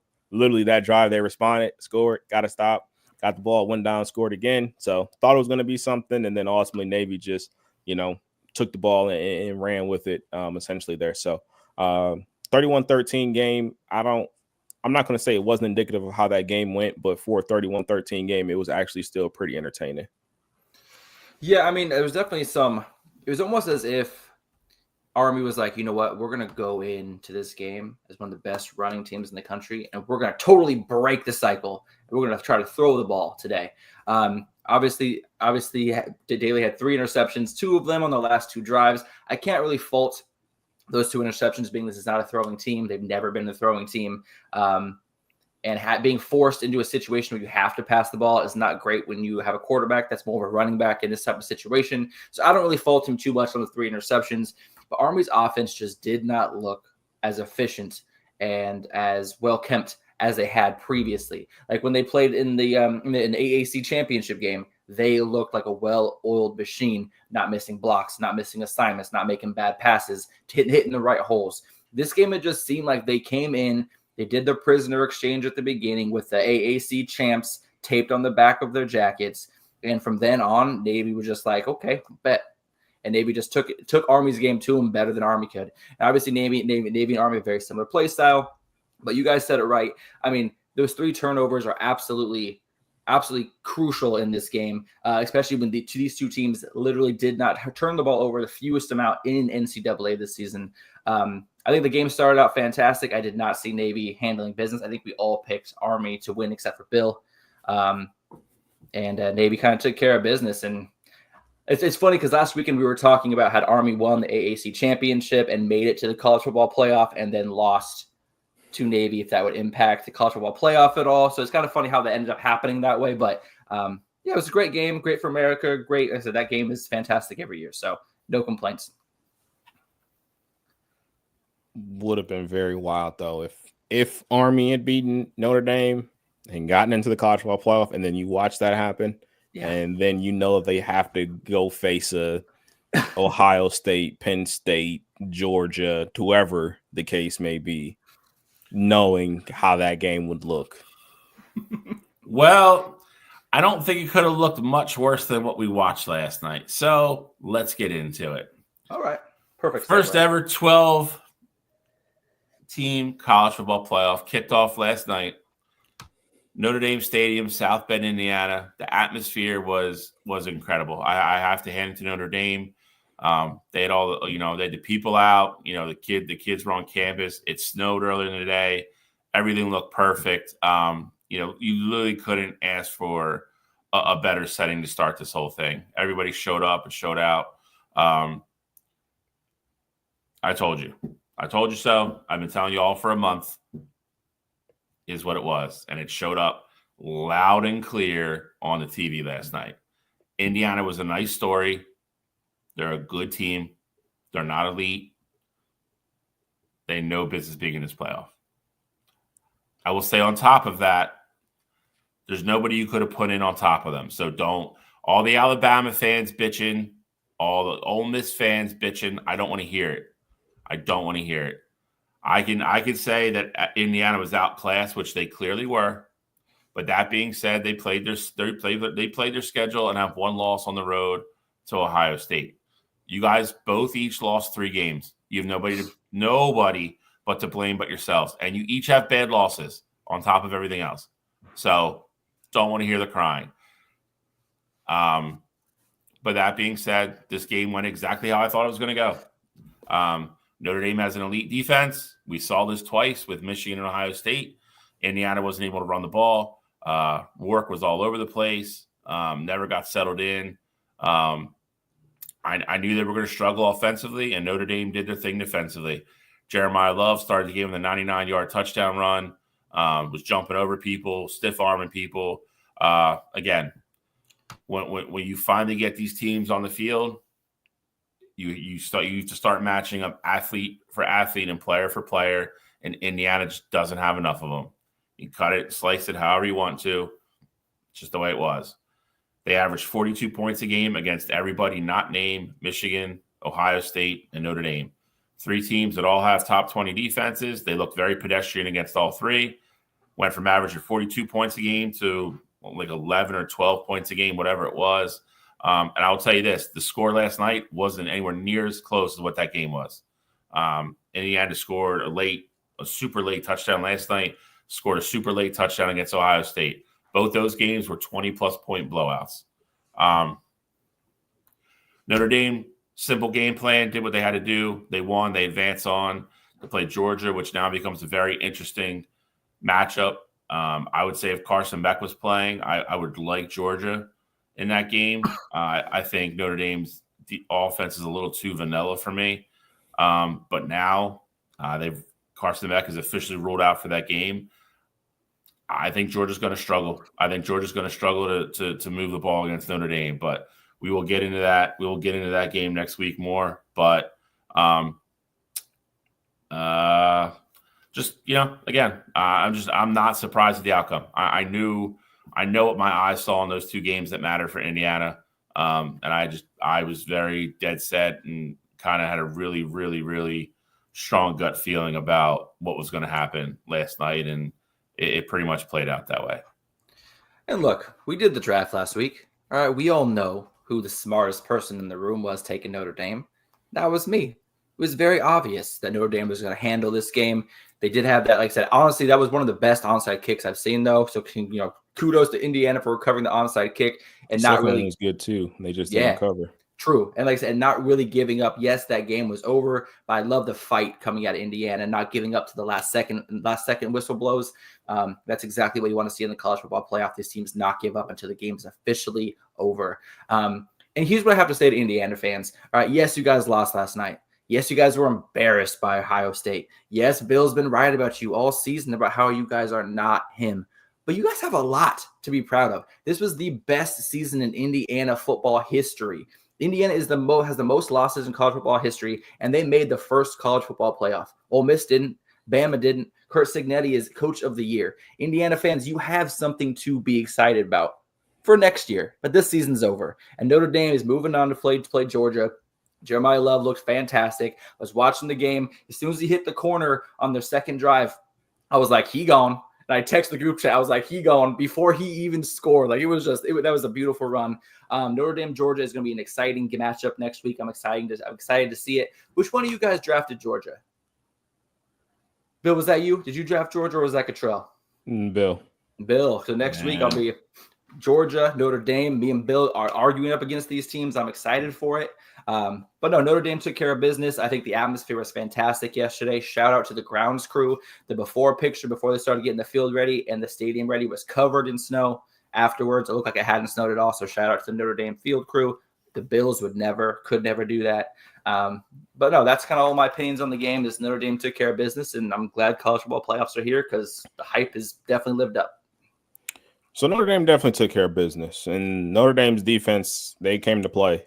For me, I think the bigger story was Indiana not – it's one thing, I think, to lose, but it's also another thing to lose not how you've been playing all season. Like, for me, again, perfect example would be Ohio State's lost to Michigan. If Ohio State goes up there, they throw the ball 30, 35 times – Michigan somehow still scores 30 points and they lose, I'd be like, God damn it, we lost. But at least I know game plan going in, we executed offensively. We did things like normal. But the game against Michigan, they tried to run the ball in these stacked boxes and things just didn't make sense to me. That's what makes that loss even more infuriating. For me, with this Indiana team, it's like Curtis Rourke, and granted, he didn't have a great game, so I understand. Curtis Rourke never even got the opportunity early on to get in a rhythm and have the success offensively. And for me, I was like, Coach Szn, you talk this big game, you go on, game day and you talk about how, you beat the hell out of teams that are in the top 25 everywhere you go and things like this. But it felt like the entire game you were in a conservative mindset. You have 3rd and 10 plays where you're running draw plays, where you're running screen plays. You punt the ball in the 4th quarter when you're already down 3 possessions and, your offense is on the other side of, you're in Notre Dame territory at that point. And for me, it just felt like as a whole, this Indiana team, and Bill, to your point, you could say this is exactly who they are, which is fine. But game plan wise, this isn't who Indiana was all season. They weren't a team that could run the ball up and down the field against you. They were a team that loved the back shoulder throws, that loved pushing the ball down the field. And you saw later on in the game, obviously, I know Notre Dame is playing more shell coverages. They don't want you to get beat deep, taking time off. But you saw later in the game when they actually let Curtis Rourke throw the ball down the field, they started having more success on offense. Again, I'm not saying that that would have changed the complex of the game. But for me, I think the craziness is if I'm going to go down, I'm going to go down with what got me there. I'm not coming up with this new game plan to prove something that I know I'm not. Especially when you talk about, the defense was still fighting. Yeah, they were fighting. They absolutely were fighting. Outside of that, we talk about Jeremiah Love having a great game. Reality is, outside of that 198-yard run, he had 108 yards on the night. So the other 7 carries that he had went for 10 yards total. You look at every other back, no one else. Well, they had one, Aeneas Williams. He had 6 yards per carry on 4 carries. The other 2 were at 2.9 and 2.7 yards per carry. So Indiana's defense was doing enough. Obviously, they weren't playing lights out or anything, but they were doing enough. They forced turnover. They had a blocked field goal. And the offense really just let them down. So I think that's the part that's most frustrating to me. And, Alex, you talk about they have a lot to build on. I do agree with that. Well, now you got to go find another quarterback. And, you have that big game under your belt. So maybe you can build off that. But it is infuriating to me. I say it all the time in the group chat on Wire to Wire, whether it be NFL, college football. When you start coaching like a coward, you're going to lose your football games. And every time I see it I haven't been proven wrong in my book yet when you make those decisions that aren't who you are as a mentality. That's why I love Dan Campbell. You talk about how you hate how aggressive he is in certain situations and you got to be smarter. He is who he is. If he wins that way, great. If he loses that way, screw it. Happened in this championship game, he went down with who he is as a person. I feel like Coach Szn and that Indiana team didn't do that last night. I'm gonna push back on you a little bit, and not necessarily in your thought process. I think it's a little bit of a different situation. I agree with you with the Ohio State Michigan thing, because I still think as good as Michigan's defense is, Ohio State could have exploited it in different ways and won that football game. I disagree with you on the Indiana thing is because I think they ran an offense for the first 9 weeks, then played Michigan, then had a bye, then played Ohio State, and then realized all of a sudden when you play two good defenses and all the stuff that you were doing all year stopped working, they knew it wasn't going to work last night. Like, at some point, if you're a good coach, you got to sit there and watch tape and go, this throw worked against Charlotte. This throw worked against, Western Carolina or Western Illinois, whoever the hell it was, and blah, blah, blah. And then we ran it 4 times against Michigan and we went 0 for 4. And then we ran it 4 times against Ohio State and we were 0 for 4. We're not going to run it against Notre Dame. And I think that's why their offense looked the way it did last night.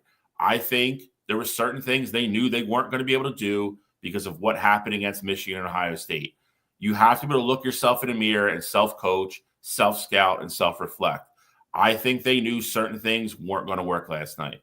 And to your other point, when they did start throwing the ball, they did. Notre Dame they weren't playing prevent, but like you said, they were playing shell. So for 3.5 quarters of that game, when Notre Dame was playing real defense, Indiana couldn't do anything. I will agree with you on the other hand. I think Indiana's defense played well last night. They played well enough to keep them in that football game if the offense could have done anything and give them a puncher's chance, especially as much as they were on the field. They were on the field for almost 2/3 of the game. But again, it's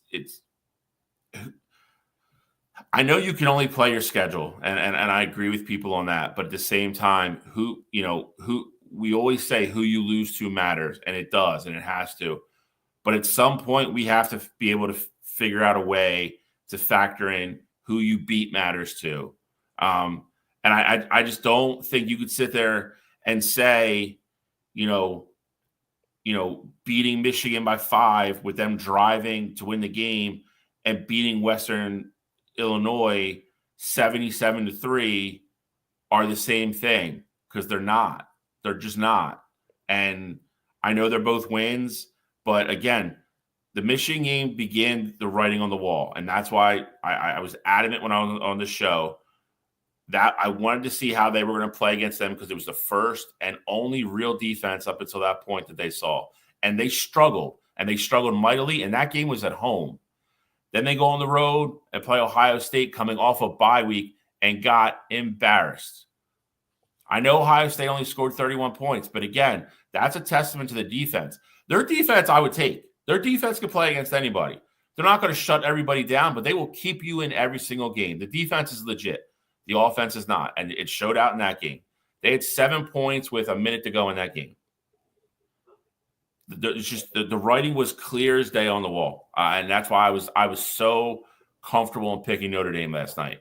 Another top 20 defense. I knew what it was going to be. That offense was going to struggle. When you put that offense on the field against athletes that can run fast, just as fast or faster than them, they struggle. And you saw it all. It's 3 for 3. I hate to say it, but it's just 3 for 3. It is. All top 20, and Indiana looked like dog shit against all 3 of them. So they're out. I hate that they're going to be the cautionary tale, because that's what they're going to be next year. It's going to be, oh, they're Indiana from last year. We can't put them in. I don't think that's fair either. But it's the first year it happened, and that's the name you're going to hear over and over again. So, but see, I disagree with that portion. Only reason being is that we see, even when the college football playoff was a 4-team playoff, we've seen blowouts happen. Like Michigan State got the doors blown off of them in the college football playoff game, and Cincinnati got dominated by Bama. So I mean, we're going to have those discussions all the time, but it's nothing new for a first round playoff game to look like that. Like, I think you may have 2 games that look like that today. I'm not disagreeing with you, because again, all the people that are online freaking out about Indiana, I think they have decent points, but I'll go back to my first point I said when I said this. There's nobody you could have put in over them. Mm-hmm. I don't want to hear 3-loss Alabama. You went on the road and scored 3 points against Oklahoma. Sorry, don't want to hear it. Indiana was more competitive against Ohio State than they were against Oklahoma. And they lost 2 more games on top of it. Ole Miss, don't want to hear it. 3 losses. South Carolina. Miami's probably the outlier, but again, if you don't lose to Syracuse, then you're in. Yeah. That again, though, it's losing to Syracuse isn't even a bad loss. Well, I don't want to get I'll sidetrack because it will. No, Syracuse is not a bad loss. I disagree. I agree. But here's the difference you could say in favor of Indiana.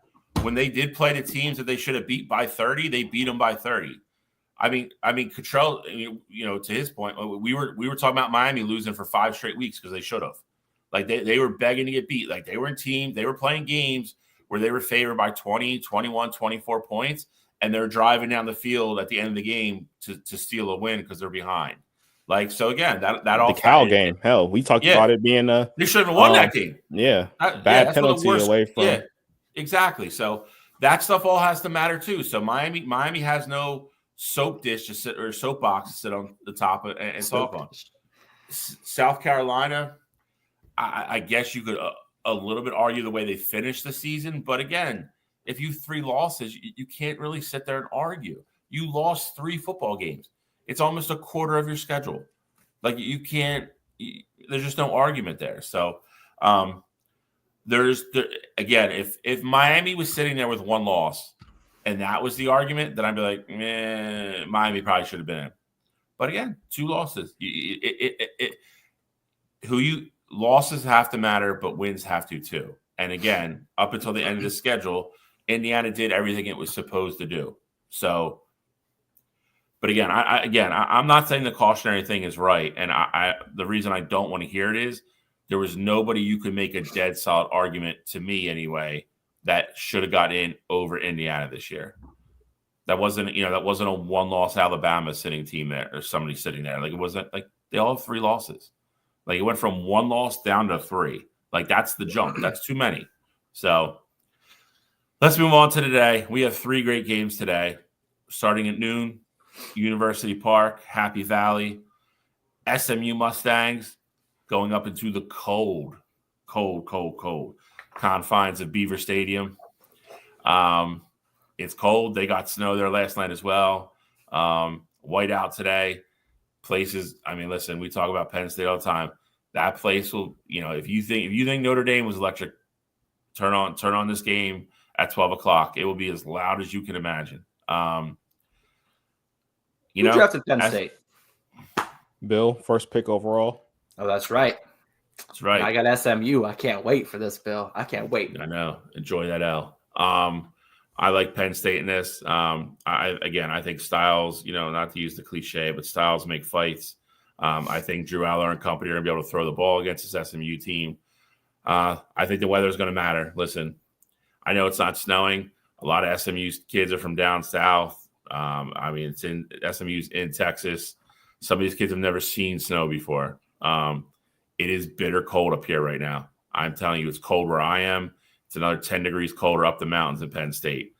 It's, for the traditionalists like me and Cottrell that grew up in this, it's football weather. It's hitting weather. For kids down south that are not used to it, it's like playing in the goddamn North Pole. So everything just hurts a little bit more. Everything's stiff. The ground's harder. I think it all factors in. But more importantly, I hate to say, I just think Penn State's a better football team. I think Drew Aller and company get it done. They're going to play defense. I think the pass rush with Abdul Carter, I think will get SMU slowed down a little bit. And I think Penn State with that 2-headed rushing attack is just going to do their thing. I think Penn State to win comfortably here, move on to the next round. SMU's inaugural Cinderella season, again, another great story. Great for college football. It's going to be great for that conference if they continue to play at this level and recruit and do all these things. But I think it comes to an end today in Penn State. All I got to say is, because here come the millionaires. All right, SMU is back. All right, they faced the death penalty in the 80s, and now they're back. College football playoff. SMU is back, baby. Like I said, made it to the ACC championship. Last year was AAC champions. First year at a power conference, making it to the conference championship game. SMU is the team of destiny, especially in this game. Brashard Smith was a receiver last year at Miami, underutilized, made the switch to running back this year after transferring to SMU. 5'10", 196-pound wrecking ball coming at that Penn State defensive line. 1,270 yards, 14 touchdowns. He also has 303 yards of receiving out of the backfield. Obviously, being a former wide receiver, makes sense that he's got good hands. Expect for him to be a huge part of their game plan. Think 49ers, Christian McCaffrey. That's the kind of use that I expect Rashard Smith to have today. I'm not comparing, as far as abilities, but as far as usability today, that's exactly how SMU is going to use him. And then we cannot forget about the quarterback who took over in the second game of the season, Keith Jennings. This dude is Kevin Jennings. This dude is absolutely fantastic at quarterback. He's one of 4 QBs in the country with 3,000 passing yards and over 300 rushing yards. That's right, one of 4 quarterbacks. This dude is an absolute game changer. So this sophomore is going to be the SMU's front and center star for the next 3 years, next 2 years after this. And today is going to be the day that he puts SMU and himself on the map. SMU has won 10 straight road games. The only streak longer than that is Texas right now, and I don't see SMU's streak ending today. They've lost 2 games this year, both of them by 1 possession, both of them within 3 points, one of them in the ACC championship game to Clemson on a 57-yard field goal. SMU is legit. They are him. They're going to take care of business. 9.5 points is an absolute insult to SMU. They're taking care of business today, and they're taking Penn State down. This is going to be the biggest upset of the first round by far. All right, so now I get to just kind of step in the middle here and pick who I got. Is that how this works?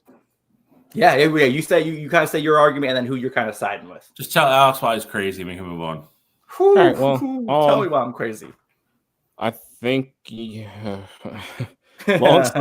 long story short here, if you look how you looked against Clemson, against Penn State today in the conditions where Penn State can run the ball and obviously have the attack through the air as well, led by Tyler Warren, I think you're going to be in trouble. And I think that's what's going to be the case today. I like Penn State. I like them big. I have them minus 8.5 on the spread there.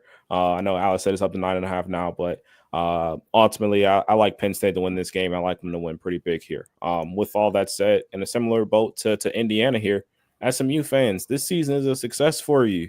Kevin Jennings coming out of nowhere, being a quarterback. This is great. You get to build on this. You may be the favorites next year to win the ACC. So I mean, I think this Penn State team is just one of those teams where, like I said, for the past 2 months, Penn State is one of the 4 teams that I feel can win the national championship this year.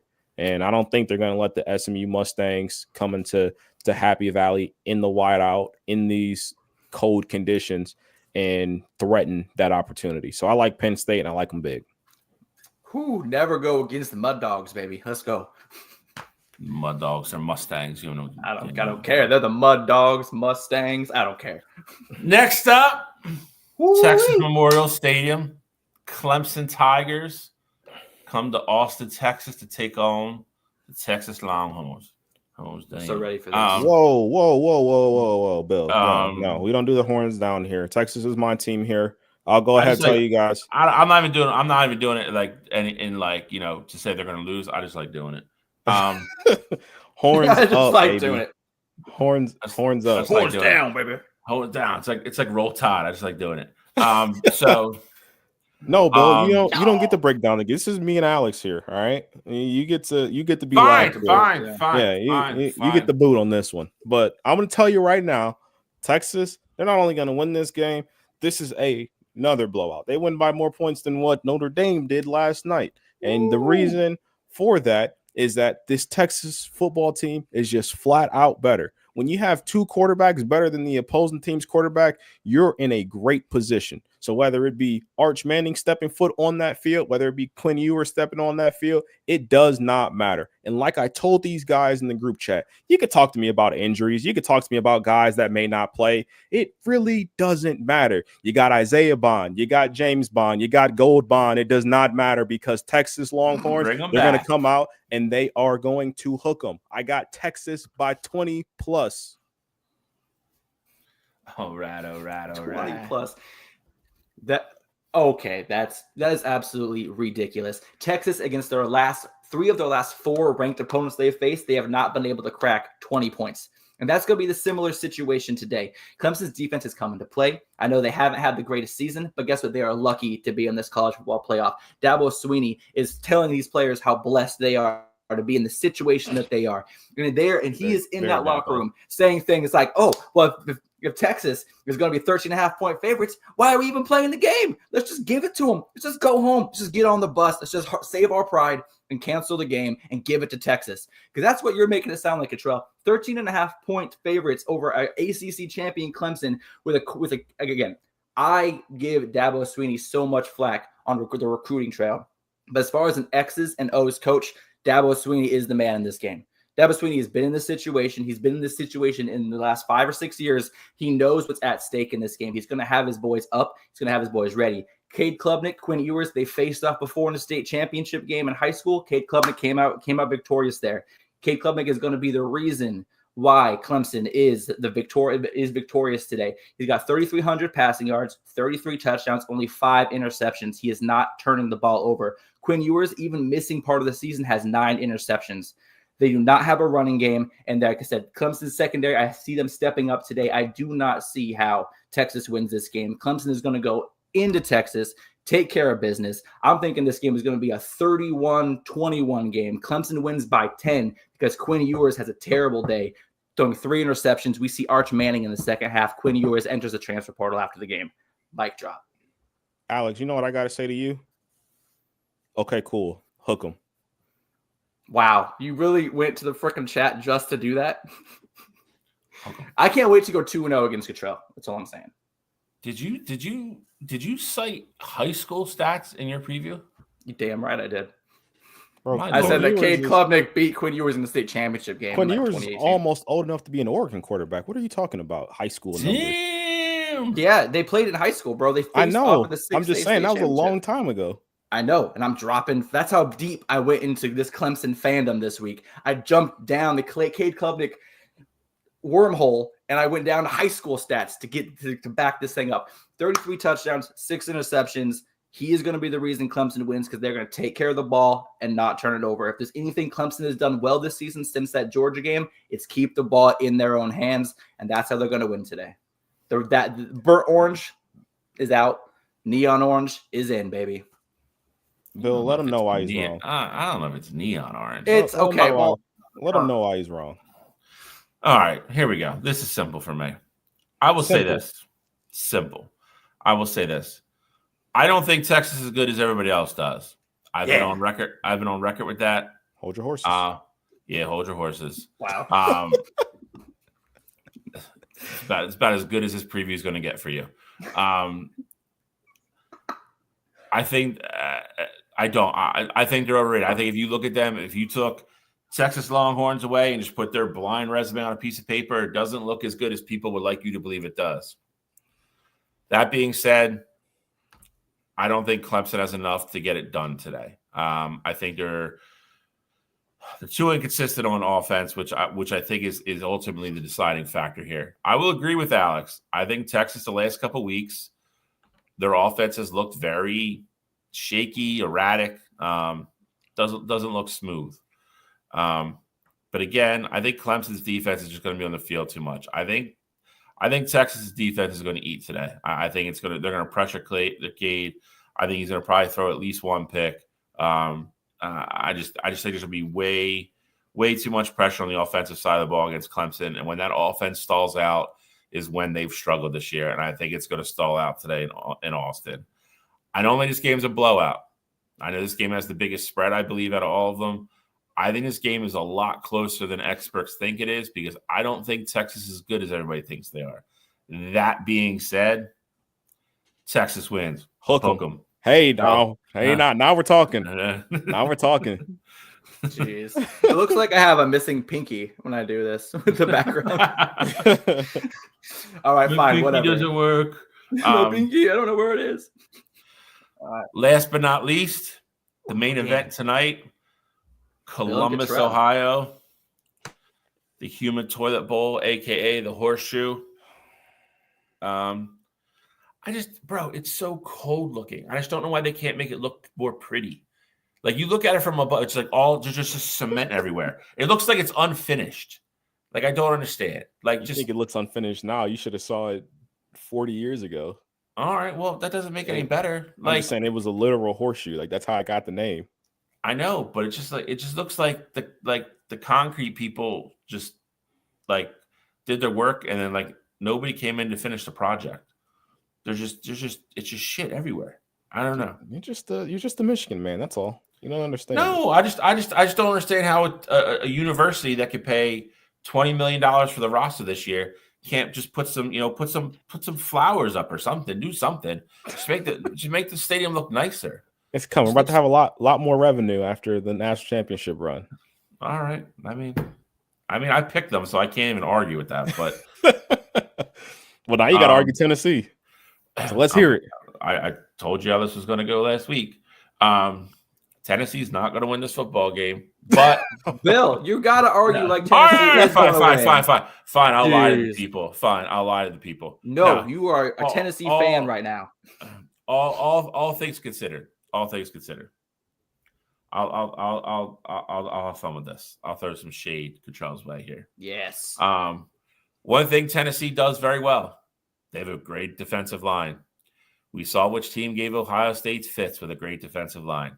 They're going to get pressure on the golden boy Will Howard. I think they will get him off the spot. Can they contain him and help him not, stop him from running? That's going to be the key. Getting pressure, but keeping him in the pocket, making him throw the ball. Can't let Judkins, you can't let Henderson go nuts because as soon as that happens, they start running play action. That's when you're going to get smoked. But, I mean, listen, if there's an Achilles heel to this Ohio State team, it's their offensive line. I don't think Cottrell would even argue that. I think Tennessee can have success there. If they can have success there, kind of limit Will Howard, but not let the running backs go off, I think they can stay in this game. I think with Tennessee's rushing attack, and as long as Nico could play a smart game, take his shots when he has to, but stay conservative. If the run is there, take the 8 yards and go to the next down. I think if he could stay within that framework, I think Tennessee could stay in this game.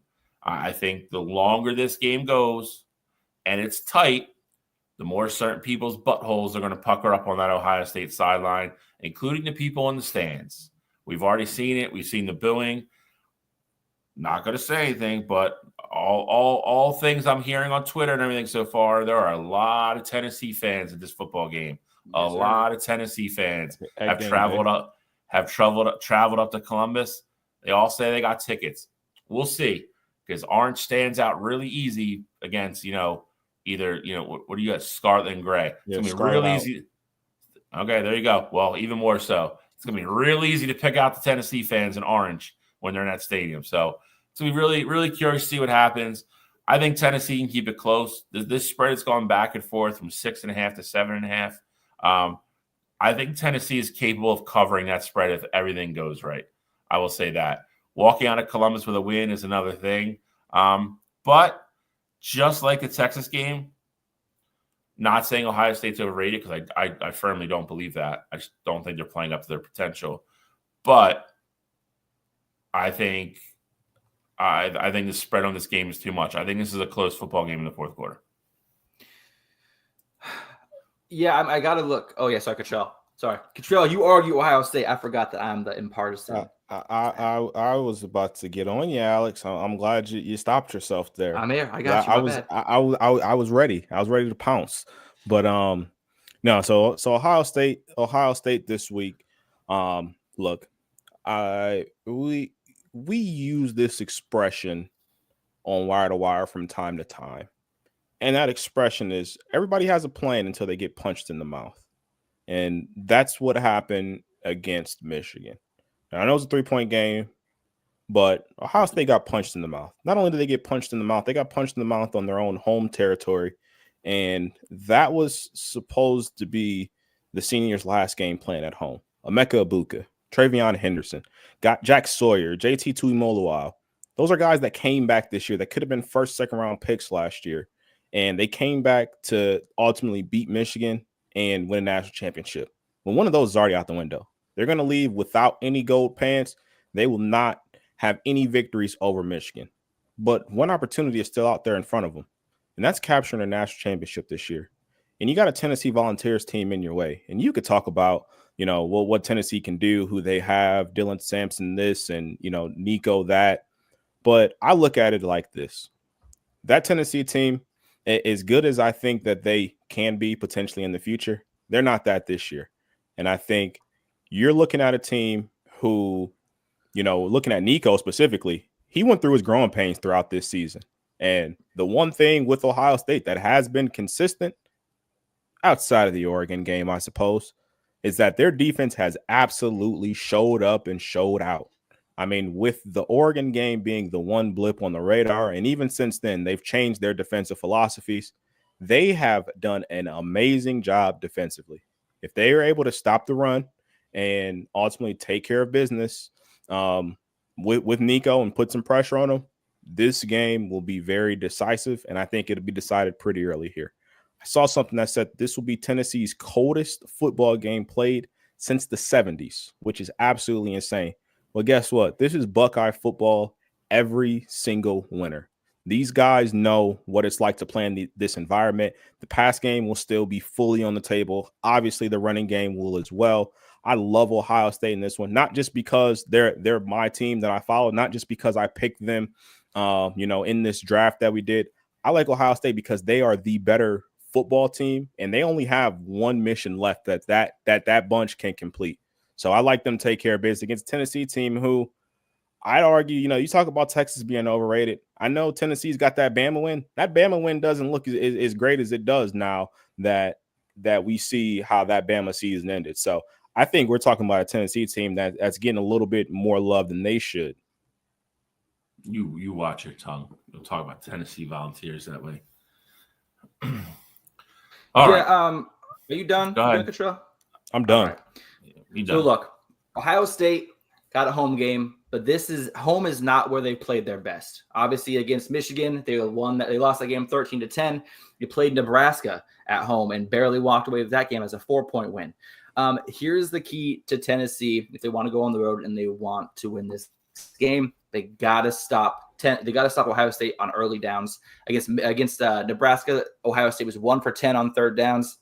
Against Michigan, they were 5 for 16 on third downs. So if you can get them in a third and long situation, make Will Howard throw the ball, I think that Tennessee has a great chance of staying in this game and ultimately having the chance to win it. Ohio State, they know what they need to do. They need to do the opposite of what they did at Michigan. They need to use their weapons on the outside.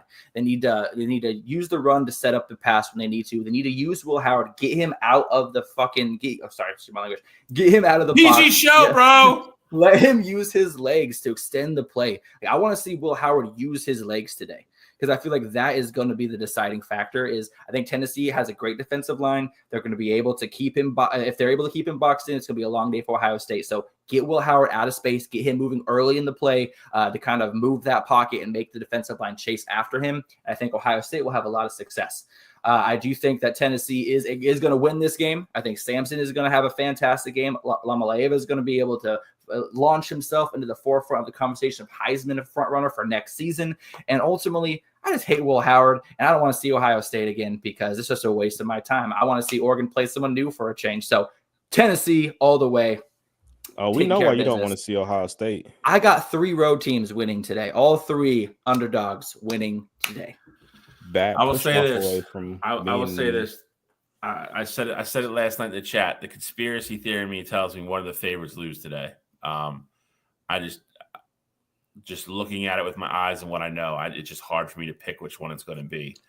I think the home teams are the better football team in all the games, but I feel like I just feel like it would be too easy for the inaugural college football playoff and just have all 4 home teams win the first game. But maybe that is also what they want because you've already heard all the coaches talk about how important having home field advantage is in the first round. So we'll see. I'll give you the same question I gave you Wednesday, though. Ohio State loses this game. Cottrell, does he get fired? Yes. Ooh. That would be it. Okay. So that would almost be like a victory for Cottrell because if he loses, it sucks, but he loses Ryan Day and he can get a better coach in there. But the thing is, though, is that I don't think I said this on Wednesday. He's still a Ryan Day guy. I said this on Wednesday. I think it's nuts to act like Ryan Day's not a good coach, but I don't think anybody's saying that. No, I know, but I'm just saying, like Alex said, I'd be happy to get rid of Ryan Day. It's not that I'd be necessarily happy to get rid of him. It's that if you lose to Tennessee, you're not meeting our standard. You have to either perennially beat Michigan or win a national championship. Like those are the only two options. 10-win seasons don't cut it here anymore. Like Urban has changed that expectation for us, especially when year in, year out, you're getting a top 5 recruiting class every single season. So I think Ryan can coach, but if you lose today to get against Tennessee and it's been 4 straight losses to Michigan and you don't have a national championship to show for it, then we got to start looking at other options because that means you're not the guy for this job. Just like I said with McCord, I think McCord was a good quarterback. He wasn't the quarterback for us. I think Ryan Day can still be a good coach. He can have success. Hell, I think he can win a national championship at another program. But if he loses today, he's not the guy for this program. Fair enough. We are at 12:02. They're going to kick in about 4 minutes, so we got to get out of here. Gentlemen, any final thoughts? Cottrell, I will let you go first since you are going to Jamaica Mon for Christmas. Yeah, so I mean, real quick here, wanted to at least put up the mountain here, just because Alex has done a phenomenal job on the mountain the entire season. Indiana's got their tombstone. Alabama ultimately just missed the cutoff. Their body's buried somewhere below the graphic here. The green boots. Yeah, they're by the green boots. They'd make it. They'd cautionary tale. Cautionary tale.